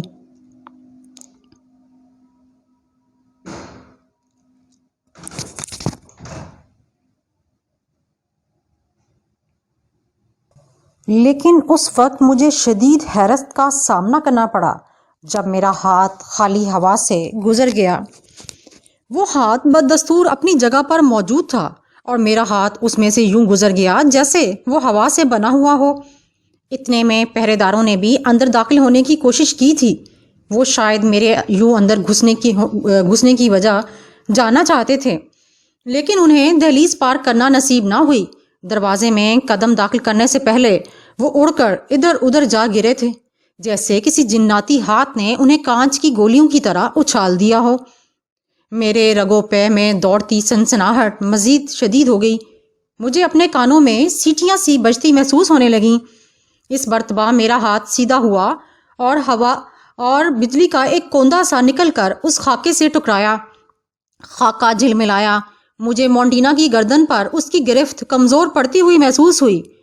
کوندا ایک بار پھر اس سے ٹکرایا، ایک بار اور۔ اب وہ مسلسل جھلملا رہا تھا جیسے مواصلاتی رابطے میں خرابی پیدا ہونے سے ٹی وی اسکرین پر نظر آنے والی تصویر جھٹکے کھاتی ہے۔ کوندا ایک بار پھر اس سے ٹکرایا اور ایک تڑاکے کے ساتھ وہ خاکہ بکھر کر رہ گیا۔ اس کے ساتھ ہی کمرے میں پھیلا ہوا وہ مٹیالہ غبار غائب ہو گیا۔ مونٹینا پہلو کے بل گری۔ اس کی گردن آزاد ہو چکی تھی اور سانس لینے کی کوشش میں وہ بری طرح ہانپ رہی تھی۔ میں نے ادھر ادھر نگاہیں دوڑائیں، مٹیالے غبار کی کوئی جھلک دکھائی نہ دی۔ پھر میں باہر نکلا۔ پہرے دار کراہتے ہوئے اٹھ رہے تھے۔ ان بیچاروں کو خبر بھی نہ ہوئی ہوگی کہ ان پر کیا مصیبت ٹوٹی ہے۔ اب میں بھی یہ سمجھ گیا تھا کہ مونٹینا کے اس بری طرح چیخنے کے باوجود یہ لوگ بے خبر کیوں رہے۔ اس غبار کی موجودگی میں مونٹینا کی آواز کا اس کمرے سے نکل کر کسی کے کان تک پہنچنا ممکن نہ تھا۔ اس کی چیخوں کو صرف میں سن سکتا تھا۔ میں دوبارہ کمرے میں داخل ہوا۔ مونٹینا اوندے منہ گری سسکیاں لے رہی تھی۔ میں کھڑا ترہم آمیز نگاہوں سے اسے دیکھتا رہا۔ اس مرتبہ زوالا اور فولاس نے اسے نشانہ بنایا تھا۔ ان کی کاروائیاں ابھی تک میرے سر سے گزرتی جا رہی تھیں۔ پہلے انہوں نے مجھے یہاں تک پہنچنے سے روکنے کی کوشش کی، اور اب وہ اس واحد ہستی کو ختم کر دینا چاہتے تھے جو سربیان کا پتہ جانتی تھی۔ میری سمجھ میں نہیں آ رہا تھا کہ اگر ان کی دشمنی میرے ساتھ ہے تو وہ سامنے آ کر مجھ سے مقابلہ کیوں نہیں کرتے، یوں غیر متعلق سے حملے کر کے مجھ پر بالواسطہ اثر انداز ہونے کی کوشش کیوں کر رہے ہیں۔ مجھے اب واپس جانا چاہیے تھا۔ میں مونٹینا سے کچھ پوچھ نہیں سکتا تھا کیونکہ طاہر میرے ساتھ نہیں تھا۔ لیکن میں ایسے ہی واپس نہیں جا سکتا تھا۔ مونٹینا پر ایک حملہ ہو چکا تھا۔ فی الوقت میرے آنے سے حملہ آور پسپا ہو گیا، لیکن میرے جانے کے بعد وہ دوبارہ پلٹ بھی سکتا تھا۔ باہر موجود پہرے دار مونٹینا کی حفاظت کرنے سے قاصر تھے۔ مجھے خود ہی اس کی حفاظت کا کوئی بندوبست کرنا تھا۔ بہت تیزی سے سوچ کر میں نے ایک فیصلہ کیا۔ میں آگے بڑھا اور اسے اٹھا کر اپنے کندھے پر لاد لیا۔ اس نے مزاحمت کرنے کی کوشش نہیں کی تھی، اس لیے اسے لیے ہوئے میں کمرے سے باہر نکل آیا۔ پہرے دار حیران نگاہوں سے مجھے دیکھتے رہے، لیکن انہوں نے بھی آگے بڑھ کر مجھے روکا نہیں۔ وہ بیچارے ابھی پہلے سے جھٹکے سے ہی نہیں سنبھلے تھے۔ میں مونٹینا کو اٹھائے ہوئے اپنی رہائش گاہ کی طرف بڑھتا چلا گیا۔ اس کی حفاظت صرف اسی صورت میں ہو سکتی تھی کہ میں ہر وقت اس کے پاس موجود رہوں۔ اپنے ساتھیوں کو تنہا چھوڑ کر میرا اس کے گھر میں رہنا ممکن نہ تھا، اس لیے میں نے فیصلہ کیا تھا کہ اسے اپنے ساتھ لے چلوں تاکہ سب لوگ ایک جگہ اکٹھے رہیں اور میں سب پر نگرانی رکھ سکوں۔ میرے ساتھی جوں کے توں سوئے پڑے تھے۔ میں نے مونٹینا کو آہستہ سے ایک طرف لٹا دیا اور خود اس کے قریب دیوار سے ٹیک لگا کر بیٹھ گیا۔ اب صبح تک کا وقت مجھے اسی طرح گزارنا تھا۔ صبح بیدار ہونے پر مونٹینا کو وہاں موجود دیکھ کر میرے ساتھیوں کا چونک جانا ایک فطری رد عمل تھا۔ میں نے گول مول الفاظ میں انہیں یہ کہہ کر ٹال دیا کہ مونٹینا کا وہاں رہنا خطرے سے خالی نہیں تھا، اور چونکہ اس کی زندگی ہمارے لیے ضروری ہے اس لیے میں رات اسے یہاں لے آیا۔ میری کہانی پر سب نے سر جھکا کر یقین کر لیا سوائے طاہر کے۔ جب دوسرے منہ ہاتھ دھونے اور دیگر ضروریات کے لیے باہر گئے تب اس نے مجھ سے کریت کریت کر ساری باتیں پوچھیں۔ سب کچھ تو میں نے خیر اسے بھی نہیں بتایا تھا، لیکن دوسروں سے کچھ زیادہ معلومات ضرور فراہم کر دی تھیں۔ بہرحال وہ بھی مطمئن ہو گیا۔ مونٹینا اپنے آپ میں آ چکی تھی اور کھوئی کھوئی نگاہوں سے ہماری طرف دیکھ رہی تھی۔ اسے اپنی طرف دیکھتا پا کر میں مسکرایا تاکہ اس کی ڈھارس بندھے۔ پھر میں نے کہا، اب کیسی ہو مونٹینا؟ وہ خاموش رہی، لیکن اس کے ساتھ ہاتھ نے لاشعوری طور پر گردن کو مسلنا شروع کر دیا، جہاں پچھلی رات کی کشمکش کے آثار ابھی تک لال لکیروں کی صورت نظر آ رہے تھے۔ اب تمہیں گھبرانے کی کوئی ضرورت نہیں، میں نے کہا، یہاں تم بالکل محفوظ ہو۔ محفوظ؟ بالآخر اس کے لب حرکت میں آئے اور ایک گھٹی گھٹی سی آواز برآمد ہوئی، کیا میں اب کہیں بھی محفوظ رہ سکوں گی؟ کیا تمہیں اس میں کوئی شک ہے؟ میں نے کہا۔ اس کے ہاتھ بہت لمبے ہیں، وہ مجھے کہیں بھی جا لے گا، کہیں بھی۔ میں دنیا کے کسی بھی گوشے میں محفوظ نہیں رہی۔ کس کی بات کر رہی ہو؟ سربیان کی، اس نے سسکی بھری، اسی منحوس کی جس سے میں نے اپنا بزرگ مانا تھا۔ رات اسی نے میری جان لینے کی کوشش کی۔ میں بری طرح چونک گیا۔ تمہیں کیسے علم کہ تم پر حملہ سربیان نے کرایا ہے؟ میں نے تیزی سے پوچھا۔ وہ خود آیا تھا میرے پاس۔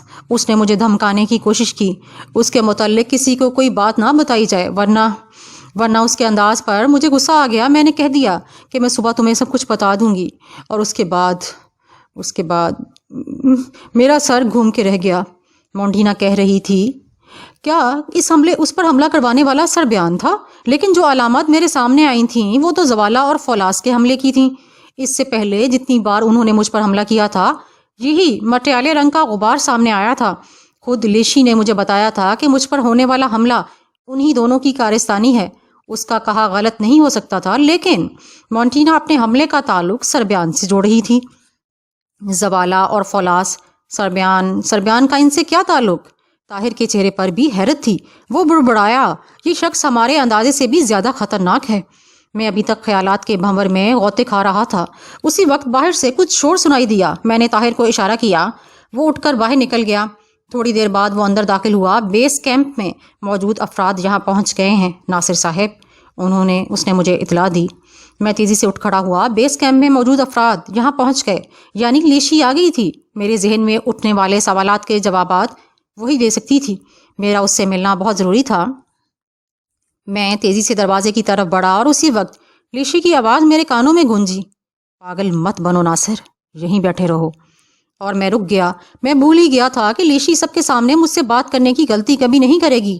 میں نے بے بسی سے ادھر ادھر دیکھا، پھر مونٹینا کے سامنے جا بیٹھا اور طاہر کے توسط سے ایک مرتبہ پھر اس سے گفتگو شروع کر دی۔ دیکھو مونٹینا، اب تمہیں اچھی طرح پتہ چل چکا ہے کہ سربیان تمہارے لیے کیسے جذبات رکھتا ہے۔ میرا خیال ہے اب تمہیں زیادہ وقت نہیں ضائع کرنا چاہیے۔ بتا دو کہ وہ کہاں ہے، کہیں ایسا نہ ہو کہ وہ وقت سے فائدہ اٹھا کر بہت دور نکل جائے۔ وہ کہیں نہیں جائے گا، مونٹینا بولی۔ اس نے اب خود پر قابو پا لیا، اسے کہیں جانے کی ضرورت نہیں، وہ یہیں ہے اور یہیں رہے گا۔ کیا مطلب؟ میں استفسار کیا۔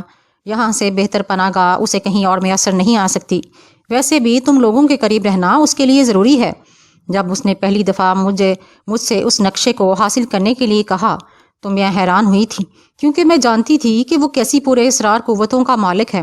اس نقشے کو حاصل کرنا اس کے لیے کوئی مشکل کام نہ تھا، لیکن بعد میں پتہ چلا کہ اس نقشے کا کوئی دوسرا ہی حاصل کر کے لا سکتا ہے۔ یہ کام اس کے بس کا نہیں۔ جانتے ہو کیوں؟ اس لیے کہ وہ اپنی قوتوں سے کوئی ایسا کام نہیں لے سکتا جس کا تعلق مادی دولت کے حصول سے ہو۔ اسے اس نقشے کے حصول کے لیے میری ضرورت تھی۔ میں نے آدھا نقشہ حاصل کر لیا، اب وہ آدھا نقشہ کسی اور طریقے سے حاصل کرے گا۔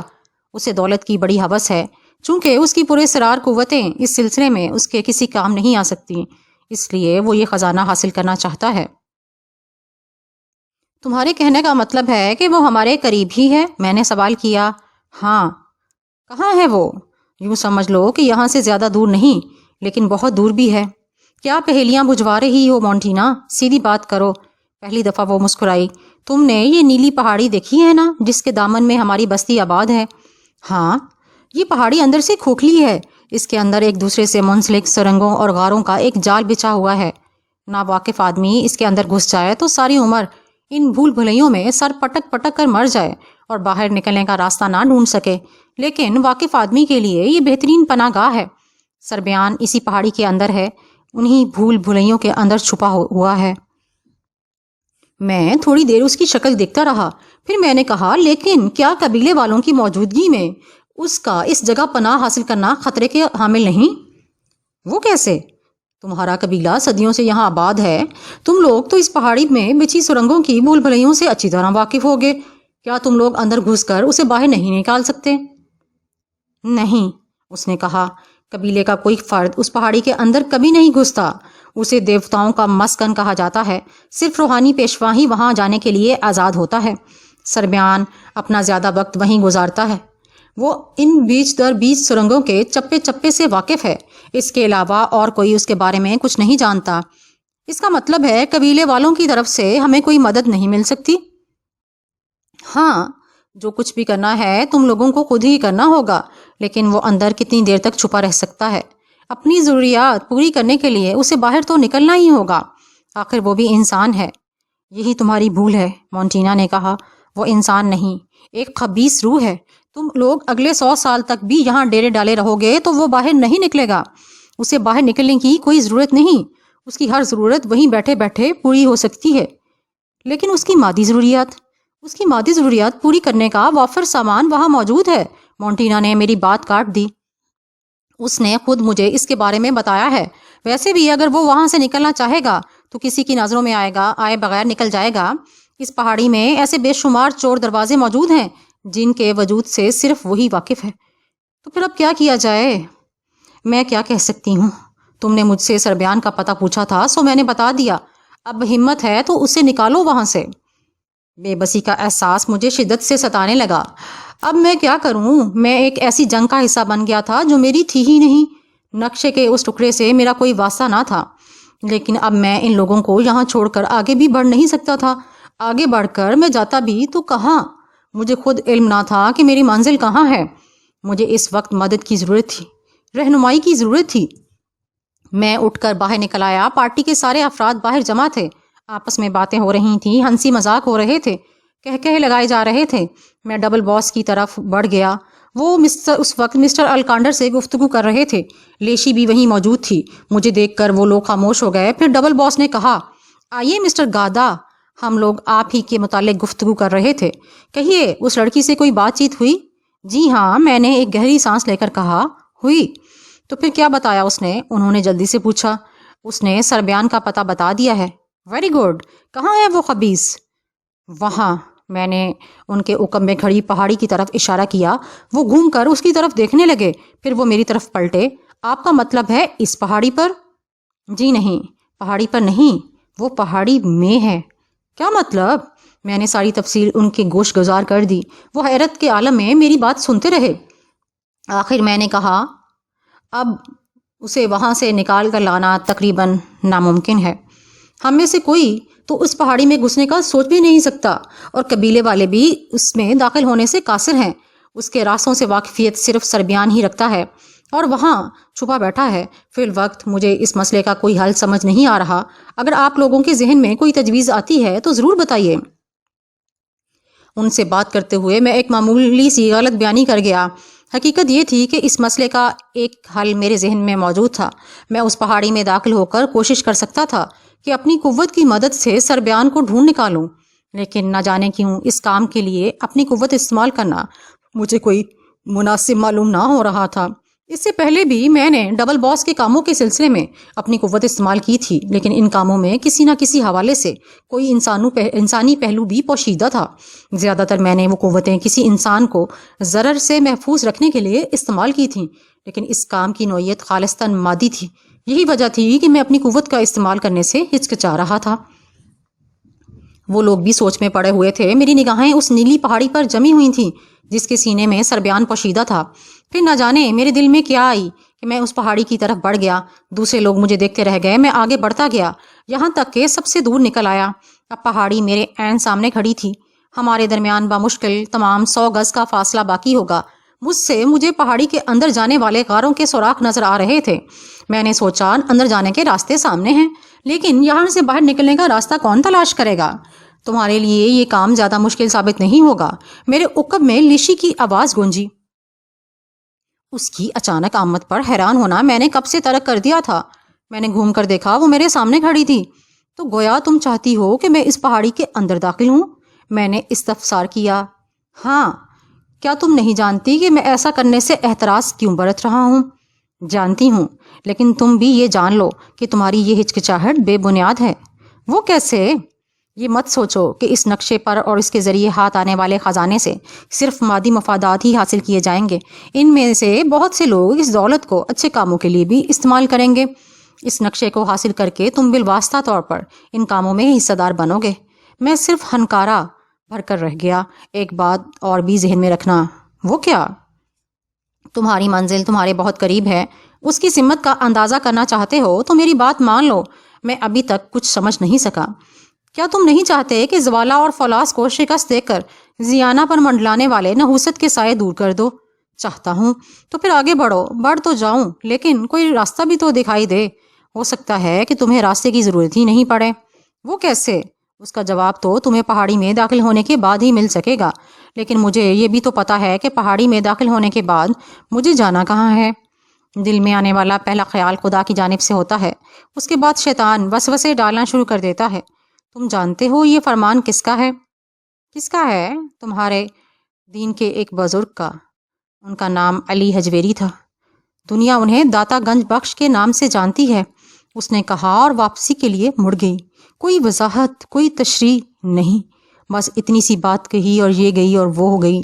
میری الجھن اور بڑھ گئی تھی، لیکن پھر مجھے خیال آیا کہ میں اپنی الٹی سوچوں کی وجہ سے اپنی الجھنوں میں خود ہی اضافہ کرتا چلا جا رہا ہوں۔ یہ بھی تو ممکن ہے کہ وہ میری رہنمائی کر کے ہی گئی ہو اور میری کوتاہ نظر مجھے وہ راستہ دیکھنے سے محروم رکھے ہوئے ہو۔ آخر اس کی بات پر عمل کر لینے میں کیا حرج ہے؟ سربیان سے دو ہاتھ کرنا تو ویسے بھی ضروری تھا۔ میں پہاڑی کی طرف بڑھا۔ تھوڑی دیر میں اس کی بلندی طے کر رہا تھا، پھر ایک غار کے ذریعے میں اندر داخل ہو گیا۔ ان بھول بھلیوں میں روشنی کے کسی انتظام کا سوال ہی پیدا نہ ہوتا تھا۔ جہاں تک سورج کی روشنی نے میرا ساتھ دیا میں آگے بڑھتا رہا۔ اندھیرے آہستہ آہستہ گہرے ہوتے چلے گئے۔ میرے لیے آگے بڑھنا دشوار ہونے لگا۔ میں سوچ کے سہارے آگے بڑھتا رہا کہ جہاں کوئی راستہ سمجھ میں نہ آئے وہاں راست اقدام سب سے بہتر ہوتا ہے۔ راست اقدام، ڈائریکٹ ایکشن۔ ایک بار جی میں آئی کہ واپس پلٹ چلوں، لیکن جب پلٹ کے دیکھا تو واپسی کا راستہ بھی نگاہوں سے اوجھل ہو چکا تھا۔ عین اسی وقت مجھے ایک چیخ سی سنائی دی۔ میں چونک کر مڑا۔ چیخ نما آواز کی باز گشت بھول بھلیوں کی دیواروں سے ٹکراتی ہوئی گونج رہی تھی، اور ایسا معلوم ہو رہا تھا جیسے کئی افراد مل کر چیخ رہے ہوں۔ نہ جانے یہ چیخ کہاں سے اٹھی تھی، اس کا مخرج کہاں تھا؟ کسی انسان کے حلق سے نکلی تھی یا ان سرنگوں میں چکراتی پھرنے والی ہوا کی کارستانی تھی؟ میں اپنی جگہ رکا کھڑا تھا۔ آگے بڑھنے کی کوئی صورت نہ تھی۔ اس اندھیرے میں راستہ تلاش کرنا ممکن نہ تھا۔ بھٹک جانا البتہ بہت آسان تھا۔ لیشی نے مجھے آگے بڑھنے کو کہہ تو دیا تھا، لیکن کوئی سراغ، کوئی پتہ، نشانی نہیں دی تھی۔ میں یہ بھی نہیں جانتا تھا کہ مجھے کس سمت جانا چاہیے۔ پھر مجھے اس کی کہی ہوئی بات یاد آئی، دل میں آنے والا پہلا خیال خدا کی جانب سے ہوتا ہے، اس کے بعد شیطان وسوسے ڈالنا شروع کر دیتا ہے۔ وسوسے ہی شیطان کا سب سے بڑا ہتھیار ہے۔ انہی کے زور پر وہ راہ راست پر چلنے کو شکوک میں مبتلا کرتا ہے اور پھر بھٹکا دیتا ہے۔ لیکن اس پہاڑی میں قدم رکھتے ہوئے میرے دل میں آنے والا پہلا خیال کون سا تھا؟ میں ذہن پر زور دے کر یاد کرنے کی کوشش کرنے لگا۔ میں پہاڑی میں داخل ہوا، کچھ آگے بڑھا، اس کے بعد روشنی غائب ہو گئی اور اندھیرے شروع ہو گئے۔ ان اندھیروں پر قابو پانا تو کچھ دشوار نہ تھا، بس ارادہ کرنے کی دیر تھی۔ میری مخفی قوت حرکت میں آتی تو راستے خود بخود روشن ہو جاتے، لیکن مجھے جانا کس طرف تھا؟ میرے دل میں آنے والا پہلا خیال کون سا تھا؟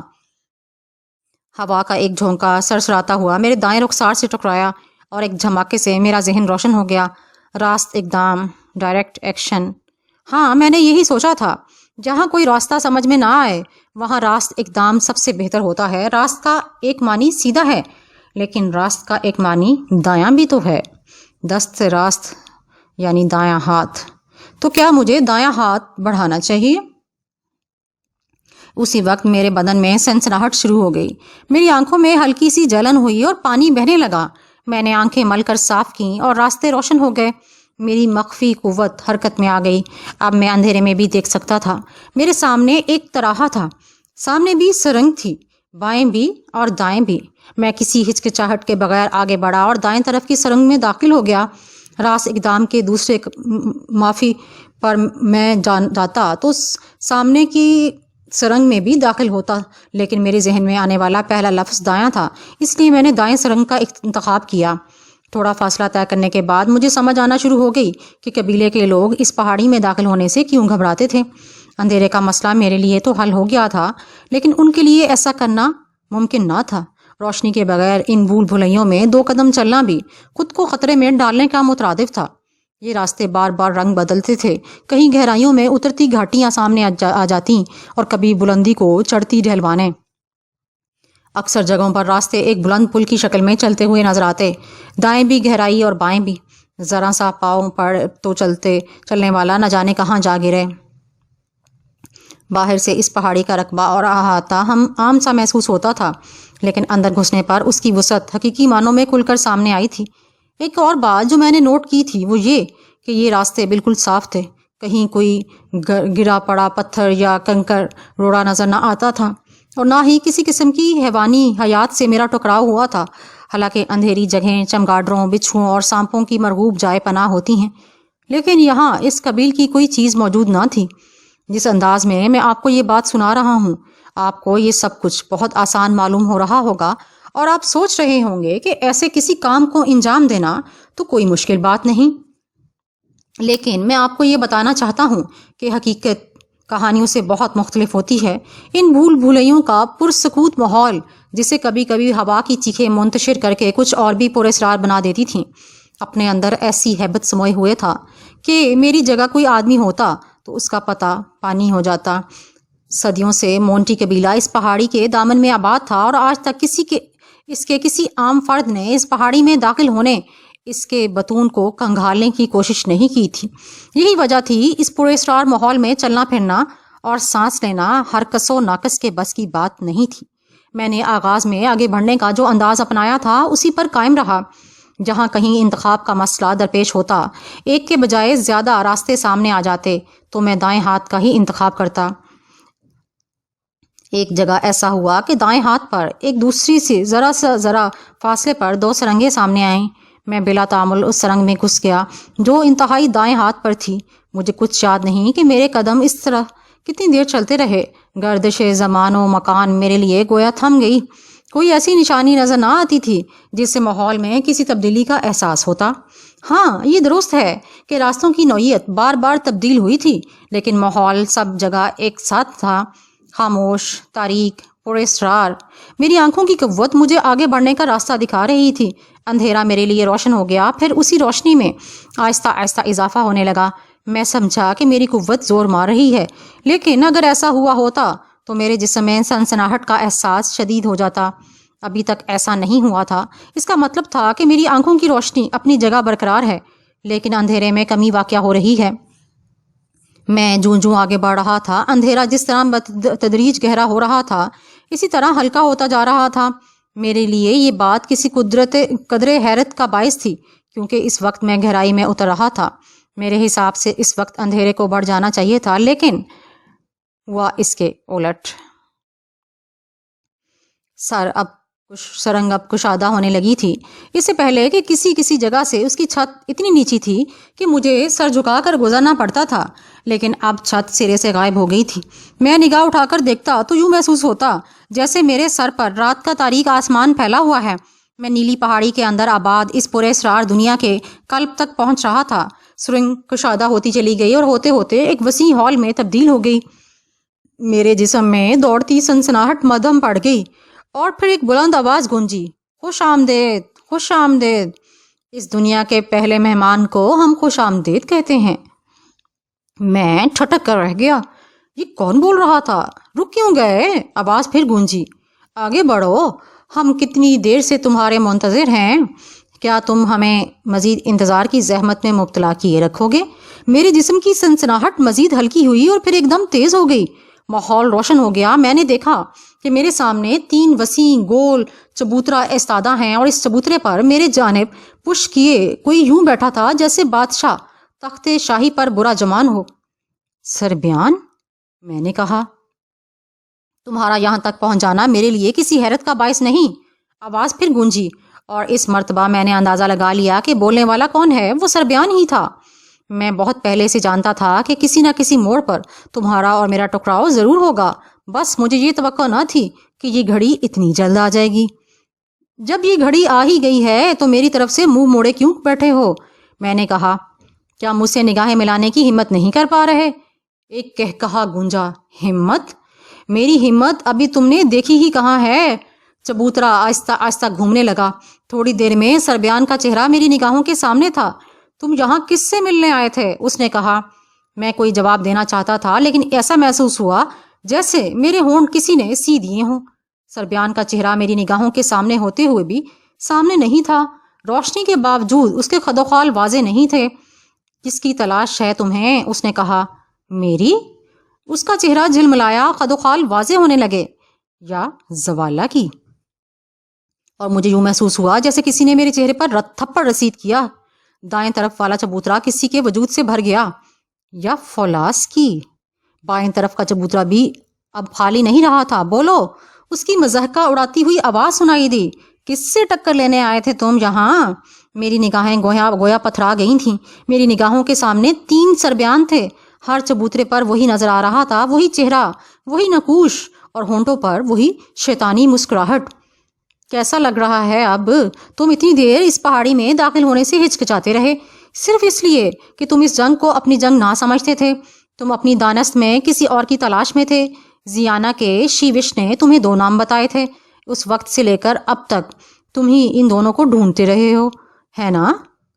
کون ہو تم؟ میں نے ہونٹ کاٹ کر پوچھا۔ میں سربیان ہوں، اس نے کہا۔ میں زوالہ ہوں، دائیں طرف سے آواز آئی۔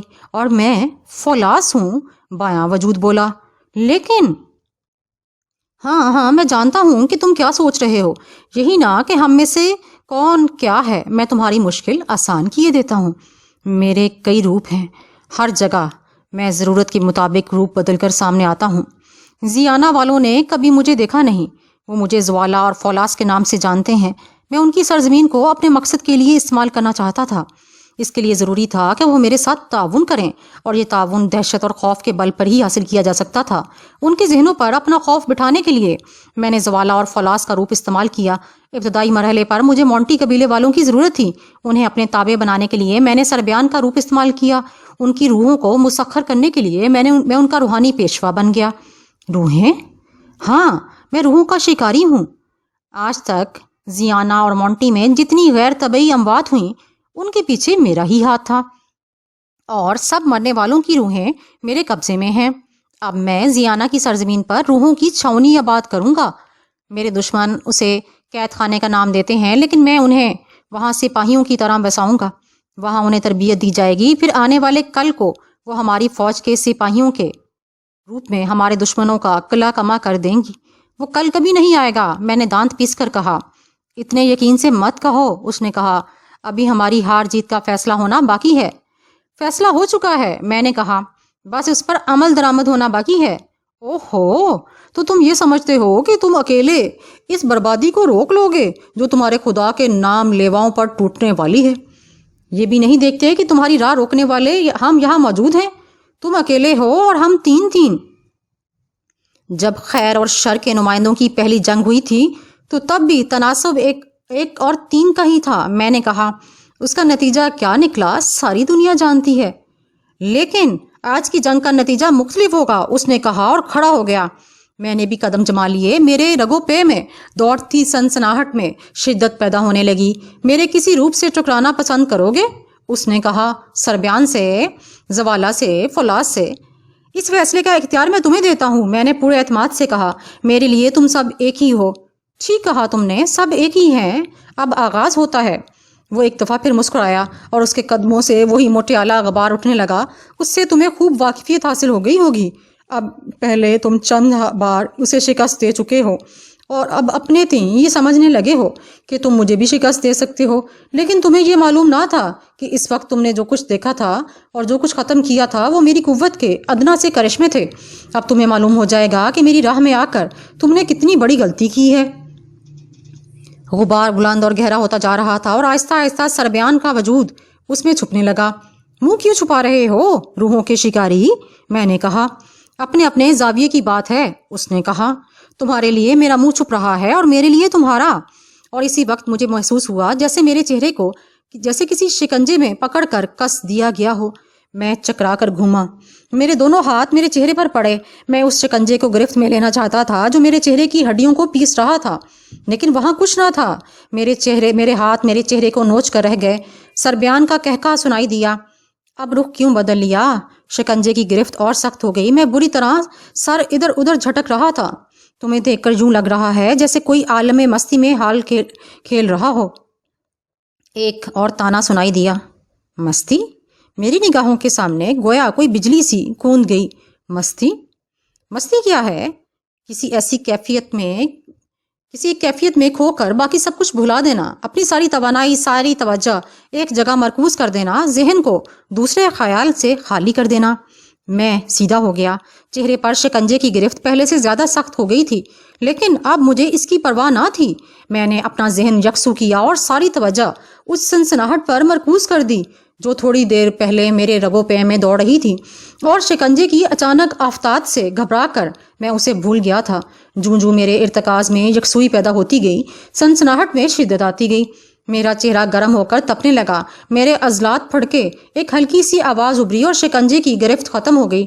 सरब्यान का पहला वार नाकाम हो गया था। ना सिर्फ नाकाम हो गया था, बल्कि उसके अगले तमाम हरबों को नकारा करने का गुर भी मुझे मालूम हो गया था। यकसुई, सिर्फ और सिर्फ यकसुई।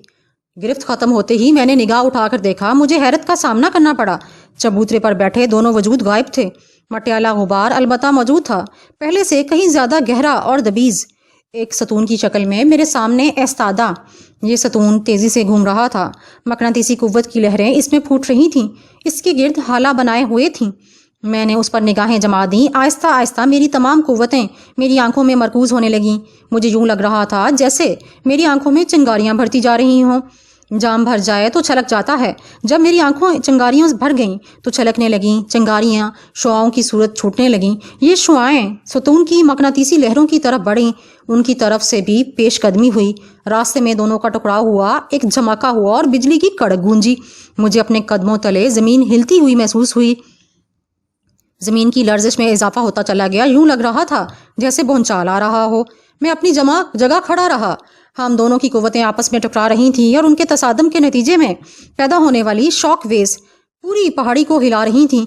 मेरे जिस्म की कैफियत इस वक्त ऐसी थी जैसे बरकी आरियाँ मेरे सर से पांव तक चलती जा रही हों। इन आरियों के दंदाने मेरे असाब पर खराशें डाल रहे थे, मेरे जहन को खुरच रहे थे, मेरी रूह तक पहुँचने की कोशिश कर रहे थे।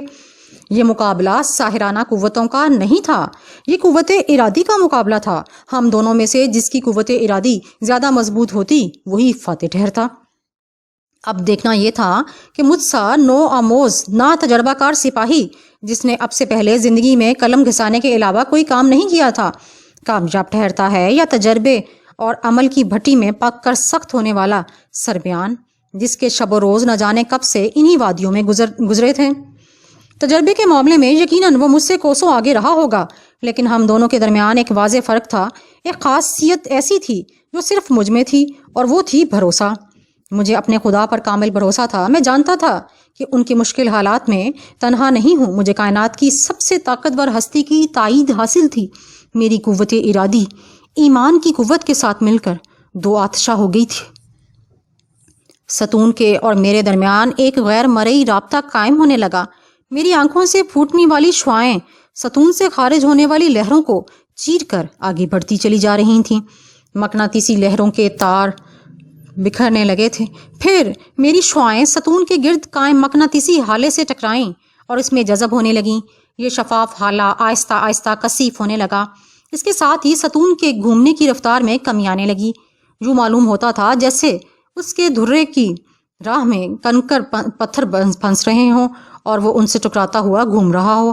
حالہ کثیف سے کثیف تر ہوتا گیا، رفتار آہستہ آہستہ کم ہوتی گئی، پھر ٹھک کی آواز سے حالہ ٹکڑے ٹکڑے ہو کر بکھر گیا اور اس کے ساتھ ہی گھومتا ہوا وہ ستون تھم گیا۔ میں جھپٹ کے آگے بڑھا اور پوری رفتار سے اس ستون سے ٹکرا گیا۔ میرا جسم اس میں داخل ہوتا چلا گیا۔ میں اس ستون میں یوں گھس گیا جیسے روشنی کی کرن تیر کی طرح اندھیرے کے سینے میں گھس جاتی ہے۔ یکا یک ماحول بدل گیا۔ میں نے اپنے آپ کو ایک الگ ہی دنیا میں پایا۔ میرے سر پر تاریک آسمان تھا اور قدم تلے پختہ فرش۔ میرے ارد گرد ایک عظیم الشان کھنڈر پھیلا ہوا تھا، وسیع و عریض ایوان، بلند و والا دیواریں اور ستون۔ دیواروں میں اوپر سے نیچے تک گہرے گہرے تاکچے تھے اور ان تاکچوں میں مٹی کی سربند ہانڈیاں چنی ہوئی تھیں۔ مجھے ایک وحشیانہ چنگار سنائی دی اور پھر میرے عقب میں کسی کے قدموں کی دھمک گونجی۔ میں تیزی سے پلٹا، میرا ہاتھ چلا اور مجھ پر جھپٹتا ہوا سربیان اچھل کر پیٹھ کے بل گرا۔ اسی وقت میری گردن کسی کے شکنجے میں آ گئی۔ میرے گھومتے ہی عقب سے کسی نے میری گردن میں بازو ڈال دیا۔ سربیان اٹھ رہا تھا۔ میں نے گردن میں ہاتھ ڈالنے کی پیٹ میں کوہنی سے ضرب لگائی۔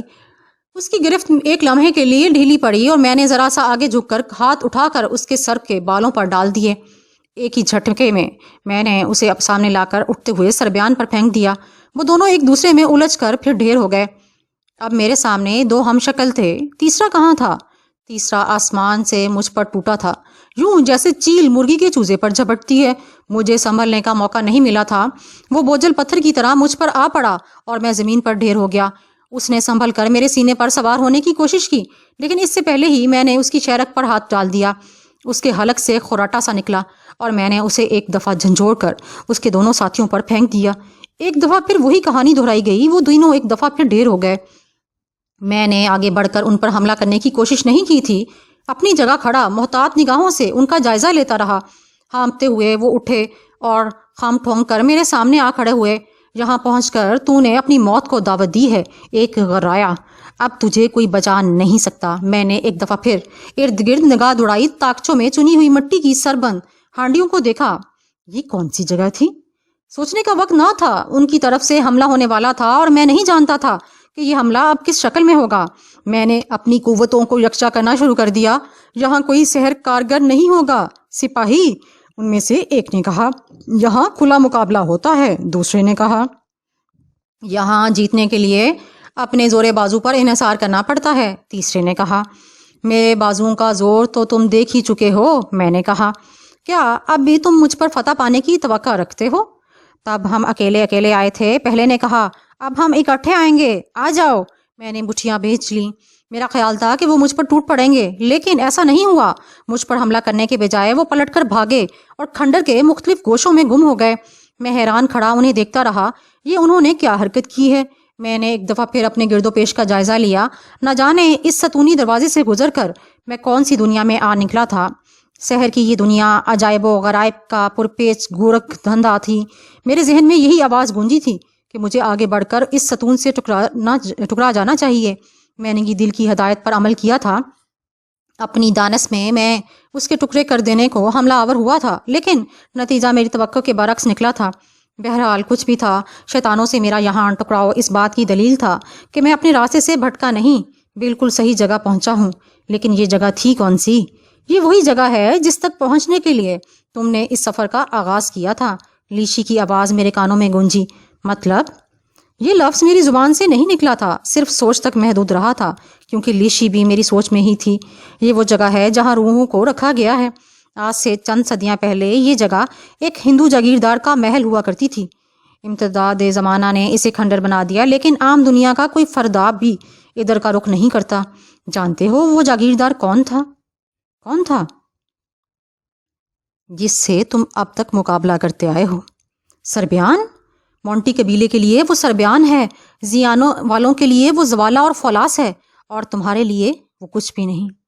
اس نے مجھے بتایا تھا کہ اس کے کئی روپ ہیں۔ ہاں، یہ بات درست ہے، لیکن وہ میرے سامنے صرف انہی 3 شکلوں میں آیا ہے۔ وہ تمہارے سامنے صرف اس شکل میں آ سکتا ہے جس سے تم واقف ہو۔ زیانا والے زوالا اور فولاس سے واقف تھے، ان کے سامنے وہ سربیان کے روپ میں نہیں آ سکتا۔ مونٹی قبیلے کے لوگ سربیان سے واقف ہیں، ان کے سامنے وہ زوالا اور فولاس نہیں بن سکتا۔ تم چونکہ تینوں شکلوں سے واقف ہو، اس لیے تمہارے سامنے تینوں موجود ہیں۔ اس کی موت کس روپ میں ہوگی؟ اس کے اصلی روپ میں۔ لیکن وہ روپ تو میرے سامنے کبھی آیا ہی نہیں۔ آ جائے گا، آ جائے گا۔ پریشان کیوں ہوتے ہو؟ روحیں کہاں قید ہیں؟ تمہارے سامنے مٹی کی ان ہانڈیوں کو دیکھ رہے ہو؟ روحیں انہی میں بند ہیں۔ میں نے ایک حیران کن نگاہ ان ہانڈیوں پر ڈالی، پھر کہا، تو کیا میں ان ہانڈیوں کو توڑ کر انہیں آزاد کر دوں؟ کیسے توڑو گے؟ ہنسی کی کنکناہٹ سنائی دی۔ ہزاروں ہانڈیاں ہیں، توڑتے توڑتے کتنا وقت گزر جائے گا، کچھ اندازہ ہے تمہیں؟ میں اپنی مخفی قوتوں کو بروئے کار لا کر، اگر کوئی مخفی قوت یہاں کام دے سکتی ہے تو کیا تمہارے خیال میں وہ تینوں تم پر اپنے سحر نہ آزماتے؟ انہوں نے تم سے عام انسانوں کی طرح لڑنے کی کوشش کی ہے، تم پر اپنے بازوؤں کی قوت کے بل پر غالب آنے کی کوشش کی ہے۔ اس کا مطلب یہی ہے کہ یہاں پر کوئی سحر نہیں چلایا جا سکتا۔ لیکن کیوں؟ ان روحوں کی وجہ سے مٹی کی ہانڈیوں میں بند یہ روحیں سو رہی ہیں، اور یہ اس وقت تک سوتی رہیں گی جب تک کوئی بیرونی اثر ان کی نیند ختم نہ کر دے۔ کسی بھی طرح کا جادوئی عمل ان کی نیند ختم کر سکتا ہے، تب انہیں ان ہانڈیوں میں قید رکھنا ممکن نہ رہے گا۔ یہ تمام بندشیں توڑ کر اپنے ابدی مستقر کی طرف روانہ ہو جائیں گی۔ جو لوگ انہیں قید کر سکتے ہیں، کیا وہ انہیں روک نہیں سکتے؟ روک سکتے ہیں، لیکن صرف دھوکے سے۔ اتنی قوت ان میں نہیں کہ زبردستی ان روحوں کو اپنا پابند بنائے رکھیں۔ انہیں دھوکے سے شکار کیا گیا ہے، اور جب تک یہ دھوکہ باقی رہے گا یہ روحیں یہیں رہیں گی۔ لیکن اس دھوکے کو کیسے ختم کیا جا سکتا ہے؟ ساری باتیں کیا میرے بتانے کے لیے ہیں؟ وہ پھر ہنسی۔ کچھ اپنے ذہن سے بھی سوچ لیا کرو۔ اچھا ٹھیک ہے، اتنا تو بتا دو کہ یہ تینوں کہاں گئے؟ کہیں نہیں گئے، یہی ہیں، ابھی سامنے آ جائیں گے۔ بہرحال یہ تینوں مل کر بھی تم پر غالب نہیں آ سکتے۔ اگر مقابلہ صرف سحر کا ہوتا تو زیانہ میں تمہیں ان عملیات سے ہرگز نہ گزارا جاتا، وہ مخصوص غذائیں کبھی نہ کھلائی جاتیں۔ تمہاری وہ فولادی قوت اب بھی مؤثر ہے۔ وہ جب بھی سامنے آئیں گے شکست کھائیں گے۔ انہیں شکست دینے کے بعد میں واپس کیسے جاؤں گا؟ اس کے اصلی روپ کی موت واقع ہوتے ہی راستہ خود بخود کھل جائے گا۔ کھل جائے گا، لیکن کس طرف کو؟ وہ تم خود دیکھ لینا، لیکن ایک بات کا خیال رکھنا۔ وہ کیا؟ اس کی موت اور روحوں کی آزادی کا عمل ایک ساتھ ہونا چاہیے، ورنہ اب تک کی ساری جدوجہد بیکار جائے گی۔ وہ کیسے؟ اس کی موت سے پہلے روحیں آزاد ہوئیں تو انہیں فرار کا موقع مل جائے گا، اور اس کی موت کے بعد روحوں کا آزاد کرانا ناممکن ہو جائے گا۔ خیال رکھنا۔ میری یہاں آمد کا ایک مقصد اور بھی ہے۔ ہاں، میں جانتی ہوں، نقشے کے اس آدھے حصے کا حصول۔ وہ کیسے ہوگا؟ اس کے مرتے ہی وہ حصہ تمہیں مل جائے گا۔ ٹھیک ہے، تو پھر خدا حافظ۔ وہ چلی گئی اور میرا دل چاہا کہ سر پکڑ کر یہیں بیٹھ جاؤں۔ عجیب مخمصے میں ڈال گئی تھی وہ مجھے۔ ابھی تک مجھے یہی علم نہ تھا کہ یہ روحیں آزاد کیسے ہوں گی۔ پہلی مصیبت یہی تھی۔ اس کے بعد یہ بھی خیال رکھنا تھا کہ ان کی موت اور روحوں کی آزادی کا عمل ایک ساتھ وقوع پذیر ہو، یہ دوسری مصیبت تھی، اور مجھے ان دونوں سے ایک ساتھ نبٹنا تھا۔ آخر یہ کیسے ہوگا؟ پھر وہی خیال میرے ذہن میں چمکا، راست اقدام، لیکن اس مرتبہ دوسرے انداز میں۔ ہاں، اس مسئلے کا یہی حل ہو سکتا تھا۔ میں ان کی آمد کا انتظار کرنے لگا۔ زیادہ دیر نہیں لگی، وہ جس طرح اچانک غائب ہوئے تھے اسی طرح سامنے آ گئے۔ اس مرتبہ انہیں دیکھ کر مجھے علم ہو گیا کہ وہ کس لیے بھاگے تھے۔ میری طرف سے لگنے والے ابتدائی جھٹکوں نے ان کے حواس کس قدر ٹھکانے کر دیے تھے۔ انہیں اندازہ ہو گیا تھا کہ 10 ب10 لڑائی میں وہ مجھ پر قابو نہیں پا سکیں گے۔ وہ مجھ پر قابو پانے کا خاطر خواہ انتظام کرنے کے لیے گئے تھے۔ ان کے ہاتھوں میں ہتھیار تھے، ایک نے گرز سنبھال رکھا تھا، دوسرے کے پاس تلوار تھی اور تیسرے کے پاس خاردار ڈنڈا تھا۔ نہ جانے وہ یہ کیا چیزیں کہاں سے لے کر آئے تھے۔ بہرحال لیشی نے مجھے کچھ بتایا تھا۔ اس کے بعد اس جگہ ایسی اشیاء کا ہونا کوئی تعجب خیز بات نہ تھی، اور شاید وہ جانتے نہ تھے کہ میرے فولادی جسم پر ان کے ہتھیار بیکار ثابت ہوں گے۔ انہوں نے مجھ پر حملہ کیا اور میری ہاتھ حرکت میں آ گئے۔ ان کے واروں کا مجھ پر کیا خاک اثر ہوتا، البتہ میرے حملوں نے انہیں توڑ پھوڑ کر رکھ دیا۔ میرے ہاتھ جیسے پڑتا جہاں پڑتا تباہی مچا دیتا۔ بامشکل 1 منٹ گزرا ہوگا کہ فیصلہ ہو گیا۔ ایک کی ٹھوری تلے میرا گھونسا اس قوت سے پڑا تھا کہ ٹھوری کے ساتھ ساتھ گردن کا منکا بھی برابر ہو گیا۔ دوسرے کا چہرہ میرے ہاتھ کے شکنجے میں آ گیا۔ شکنجہ بند ہوا تو کھوپڑی سمیت چہرے کی ساری ہڈیاں چڑمڑا گئیں۔ تیسرے کے گھٹنے کی چپنی پر میری ٹھوکر پڑی، وہ ٹانگ تڑوا کر گرا تو میں نے آگے بڑھ کر بایاں ہاتھ اس کے کندھے پر جمایا، دایاں ٹھوڑی پر رکھا اور ایک ہی جھٹکے میں سر دھڑ سے جدا ہو گیا۔ کہانی ختم ہو گئی۔ زوالہ، فولاذ، سربیان تینوں ختم ہو چکے تھے۔ لیشی نے کہا تھا کہ ان کے مرتے ہی نقشے کا بقیہ آدھا حصہ مل جائے گا۔ میں نے اس کی تلاشی میں نگاہیں دوڑائیں لیکن ناکامی ہوئی۔ میں تھوڑا سا پریشان ہوا، لیکن پھر مجھے لیشی کی دوسری بات یاد آ گئی۔ اس نے مجھے بتایا کہ اس خبیث روح کی موت اس کے اصلی روپ میں ہوگی۔ میں نے اس کے صرف 3 عکس ختم کیے تھے، اس کا اصلی روپ ابھی بھی میرے سامنے نہیں آیا تھا۔ اس کھنڈر کا حقیقی اسیب ابھی زندہ تھا۔ عین اسی وقت گھوڑوں کی ٹاپوں اور ان کی وحشیانہ ہنہناہٹ سنائی دی۔ میں چونک کر پلٹا۔ کھنڈر کا مرکزی دروازہ پہلی بار میری نگاہوں کے سامنے آیا۔ آہنی کیلوں سے جڑا یہ بھاری بھرکم بلند و بالا چوبی دروازہ نہ جانے کتنے عرصے بعد کھل رہا تھا۔ آہستہ آہستہ دروازہ کھل گیا۔ 4 گھوڑے ایک عظیم الشان رتھ کو کھینچتے ہوئے اندر داخل ہوئے۔ ان گھوڑوں کی باگیں ایک قوی الجثہ شخص کے ہاتھ میں تھیں۔ اس کے جسم پر قدیم ہندوؤں کا جنگجو لباس تھا اور اس کے گھٹنے جو تھے وہ بہت زیادہ قیمتی سے لیس تھے، جنگجوؤں جیسا سامان پہنے، اور سر پر لمبی سی چوٹی سام کی دم کی طرح لہرا رہی تھی۔ اس کے گلے میں تلوار حائل تھی۔ سامنے تیروں سے بھرا ترکش نصب تھا اور ہاتھ میں تلائی کمان تھی۔ اصلی روپ میرے سامنے آ گیا تھا۔ رتھ مجھ سے قریباً 20 گز کے فاصلے پر عین میرے سامنے آ کھڑا تھا، اور اس سارے کھیل کو رچانے والا گھوڑوں کی باگیں سنبھالے کینہ توز نگاہوں سے مجھے گھور رہا تھا۔ میرے بازو کاٹ دیے تو نے، وہ پھنکارا۔ تجھے بھی کاٹ پھینکوں گا، میں نے جواب دیا۔ اس سے پہلے میں تیرا سینہ چیر دوں گا۔ یہ کہہ کر اس نے تیزی سے ترکش میں سے تیرکش میں سے تیر نکال کر کمان میں جوڑ لیا۔ میں تن کر کھڑا ہو گیا۔ آئندہ کا لاہ عمل میرے ذہن میں بالکل واضح تھا۔ صرف ایک ہی طریقہ تھا جس سے اس کی موت اور روحوں کی آزادی ایک ساتھ وقوع پذیر ہو سکتے تھے۔ کمان کا چلہ انتہائی حد تک کھنچا اور پھر اس کی انگلی اور انگوٹھے کی گرفت سے آزاد ہو گیا۔ تیر کمان سے نکلا اور سنسناتا ہوا میری طرف بڑھا۔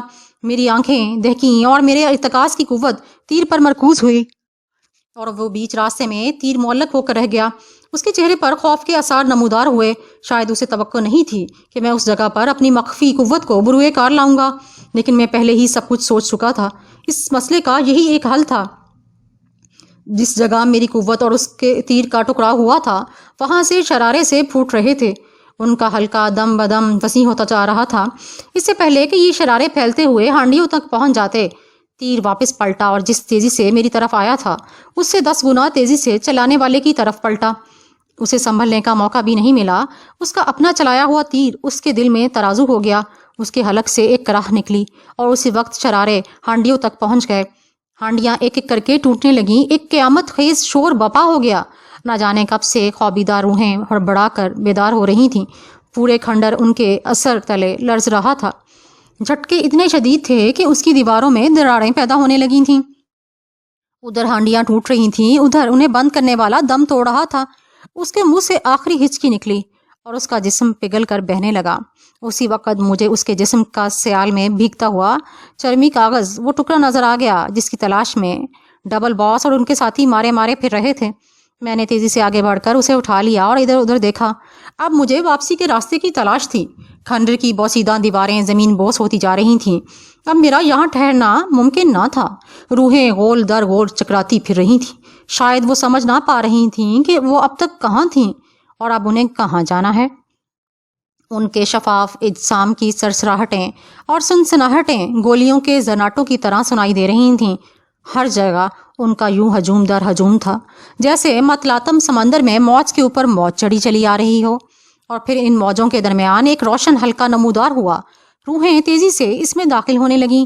انہیں راہداری مستقر کی طرف واپسی کا راستہ مل گیا تھا، لیکن میری واپسی کا راستہ کہاں تھا؟ میں بوکھلائے ہوئے انداز میں ادھر ادھر دیکھ رہا تھا کہ اچانک میرے قدموں تلے زمین شک ہو گئی اور میں نے خود کو ایک عمیق خلا میں گرتے ہوئے پایا۔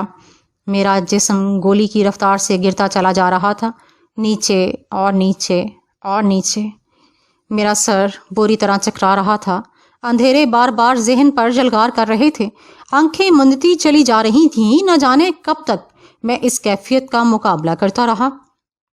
آخر تھک کر اور جھنجھلا کر میں نے کوشش ترک کر دی اور پھر میرا ذہن اندھیروں میں ڈوب گیا۔ اس کے بعد کیا ہوا مجھے کچھ یاد نہیں۔ صرف اتنا یاد ہے کہ جب مجھے ہوش آیا تو میں اپنے ساتھیوں کے درمیان موجود تھا۔ وہ سب میرے ارد گرد جمع تھے۔ ان کے چہروں پر تشویش تھی۔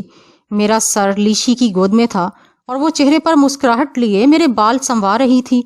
میرے ساتھیوں کی تشویش کی ایک وجہ یہ بھی تھی، انہوں نے آج تک لیشی کو ایسا کرتے ہوئے نہیں دیکھا تھا۔ اس کے بعد کی کہانی زیادہ طویل نہیں۔ ڈبل باس کا نقشہ پورا ہو گیا۔ انہیں خزانہ تلاش کرنے میں کوئی مشکل پیش نہیں آئی تھی۔ قدیم نوادرات پر مشتمل یہ خزانہ واقعی اتنی قدر و قیمت کا حامل تھا کہ اتنے حصوں میں تقسیم ہو کر بھی سب لوگوں کو 7 پشتوں کو دولت دے گیا۔ سب لوگ اپنا اپنا حصہ لے کر اپنے وطنوں کی طرف روانہ ہو گئے تھے۔ میں نے کسی قسم کا حصہ لینے سے انکار کر دیا تھا، لیکن انہوں نے اتنا اصرار کیا کہ آخر میں انکار کرنا میرے لیے ممکن نہ رہا۔ مونٹی قبیلے کے لوگ ہمارے رویے اور ہماری باتوں سے اتنے متاثر ہوئے تھے کہ انہوں نے اپنی دوسروں سے کوئی رابطہ نہ رکھنے کی روایت کو ترک کرنے کا فیصلہ کر لیا۔ مجھے امید ہے کہ بیرونی دنیا سے مربوط ہونے اور نت نئے رسوم و عقائد سے واقف ہونے کے بعد ان کے ذہن اتنے روشن ہو جائیں گے کہ وہ صحیح اور غلط میں تمیز کرنے کے قابل ہو سکیں گے۔ میں نے ان میں اپنے دین کی تبلیغ کرنے کی کوشش نہیں کی تھی۔ وہ لوگ ذہنی طور پر اس کے لیے تیار نہ تھے۔ میری کوشش قطعی بے فائدہ رہتی۔ زیانہ پر منڈلانے والی نحوست کے سائے دور ہو گئے تھے۔ پرشیانہ، روتھن اور زیراس کو ان کے جسم واپس مل گئے تھے۔ شیوش نے اپنے وعدے کے طور پر پرشیانہ کو میری ملکیت میں دینے کی کوشش کی تھی، لیکن میں نے اتنی سختی سے انکار کر دیا کہ اسے دوبارہ کہنے کی ہمت تک نہ پڑی۔ میرا انکار اس بنیاد پر تھا کہ پرشیانہ ایک انسان ہے، کوئی گائے بھینس نہیں کہ کسی کی بھی ملکیت میں دے دی جائے۔ اگر وہ میری ممنون تھی تو اس کے اظہار کے اور بھی بہت سے طریقے تھے۔ یہ نہیں کہ احسان مند ہو کر وہ ہمیشہ کے لیے میری غلامی میں آ جاتی۔ اسے اپنی زندگی کے متعلق کوئی فیصلہ کرنے کا اختیار دیا جانا چاہیے تھا، اور میں نے اچھا ہی کیا تھا۔ پرشیانہ اپنے جیون ساتھی کے طور پر زیراس کو بہت پہلے منتخب کر چکی تھی۔ روتھن اس بات سے اچھی طرح واقف تھا۔ میری غلامی میں آ کر وہ جسمانی طور پر تو میری ہو جاتی، لیکن اس کی روح ہمیشہ کے لیے مر جاتی۔ خدا کا شکر ہے کہ اسے نے مجھے یہ ظلم کرنے سے محفوظ رکھا۔ چستیانہ کی دعائیں قبول ہو گئی تھیں۔ وہ محبت سے باہر نکل آئی تھی۔ چند دن بعد ایک پرشکوہ تقریب میں ان دونوں جوڑوں کی شادی کر دی گئی۔ شادی میں شرکت کے بعد میں وہاں سے نکل آیا۔ ظاہر ہے میں ہمیشہ تو وہاں نہیں رہ سکتا تھا، مجھے اپنی دنیا میں واپس پہنچنا تھا۔ میں اپنی دنیا واپس پہنچ گیا، نہ جانے کن کن دنیاؤں کا سفر کر کے اور نہ جانے کتنی کہانیاں لیے۔ ایک فرق البتہ نمایاں تھا، جب میں اس سفر پر نکلا تھا تو تنہا تھا، لیکن واپس تنہا نہیں آیا تھا۔ لیشی بھی میرے ساتھ تھی۔ مسٹر الکانڈر اب میرے سسر ہیں۔ ان کے اور لیشی کے ذات کے تمام اسرار مجھ پر عیاں ہو چکے ہیں۔ جس مشن کی تکمیل کمانڈو کے طور پر مجھے چنا گیا، اس کے پس پردہ منصوبہ بندی اور حکمت عملی تیار کرنے کا کام انہیں سونپا گیا تھا، اور انہوں نے یہ فرض بڑی خوبی سے نبھایا تھا۔ زندگی بڑی خوشگوار گزر رہی ہے۔ میں کہانیاں اب بھی لکھتا ہوں، لیکن پہلے کے مقابلے میں اس فرق کے ساتھ، پہلے میں کہانیاں سوچا کرتا تھا، اب مجھے سوچنے کی ضرورت پیش نہیں آتی۔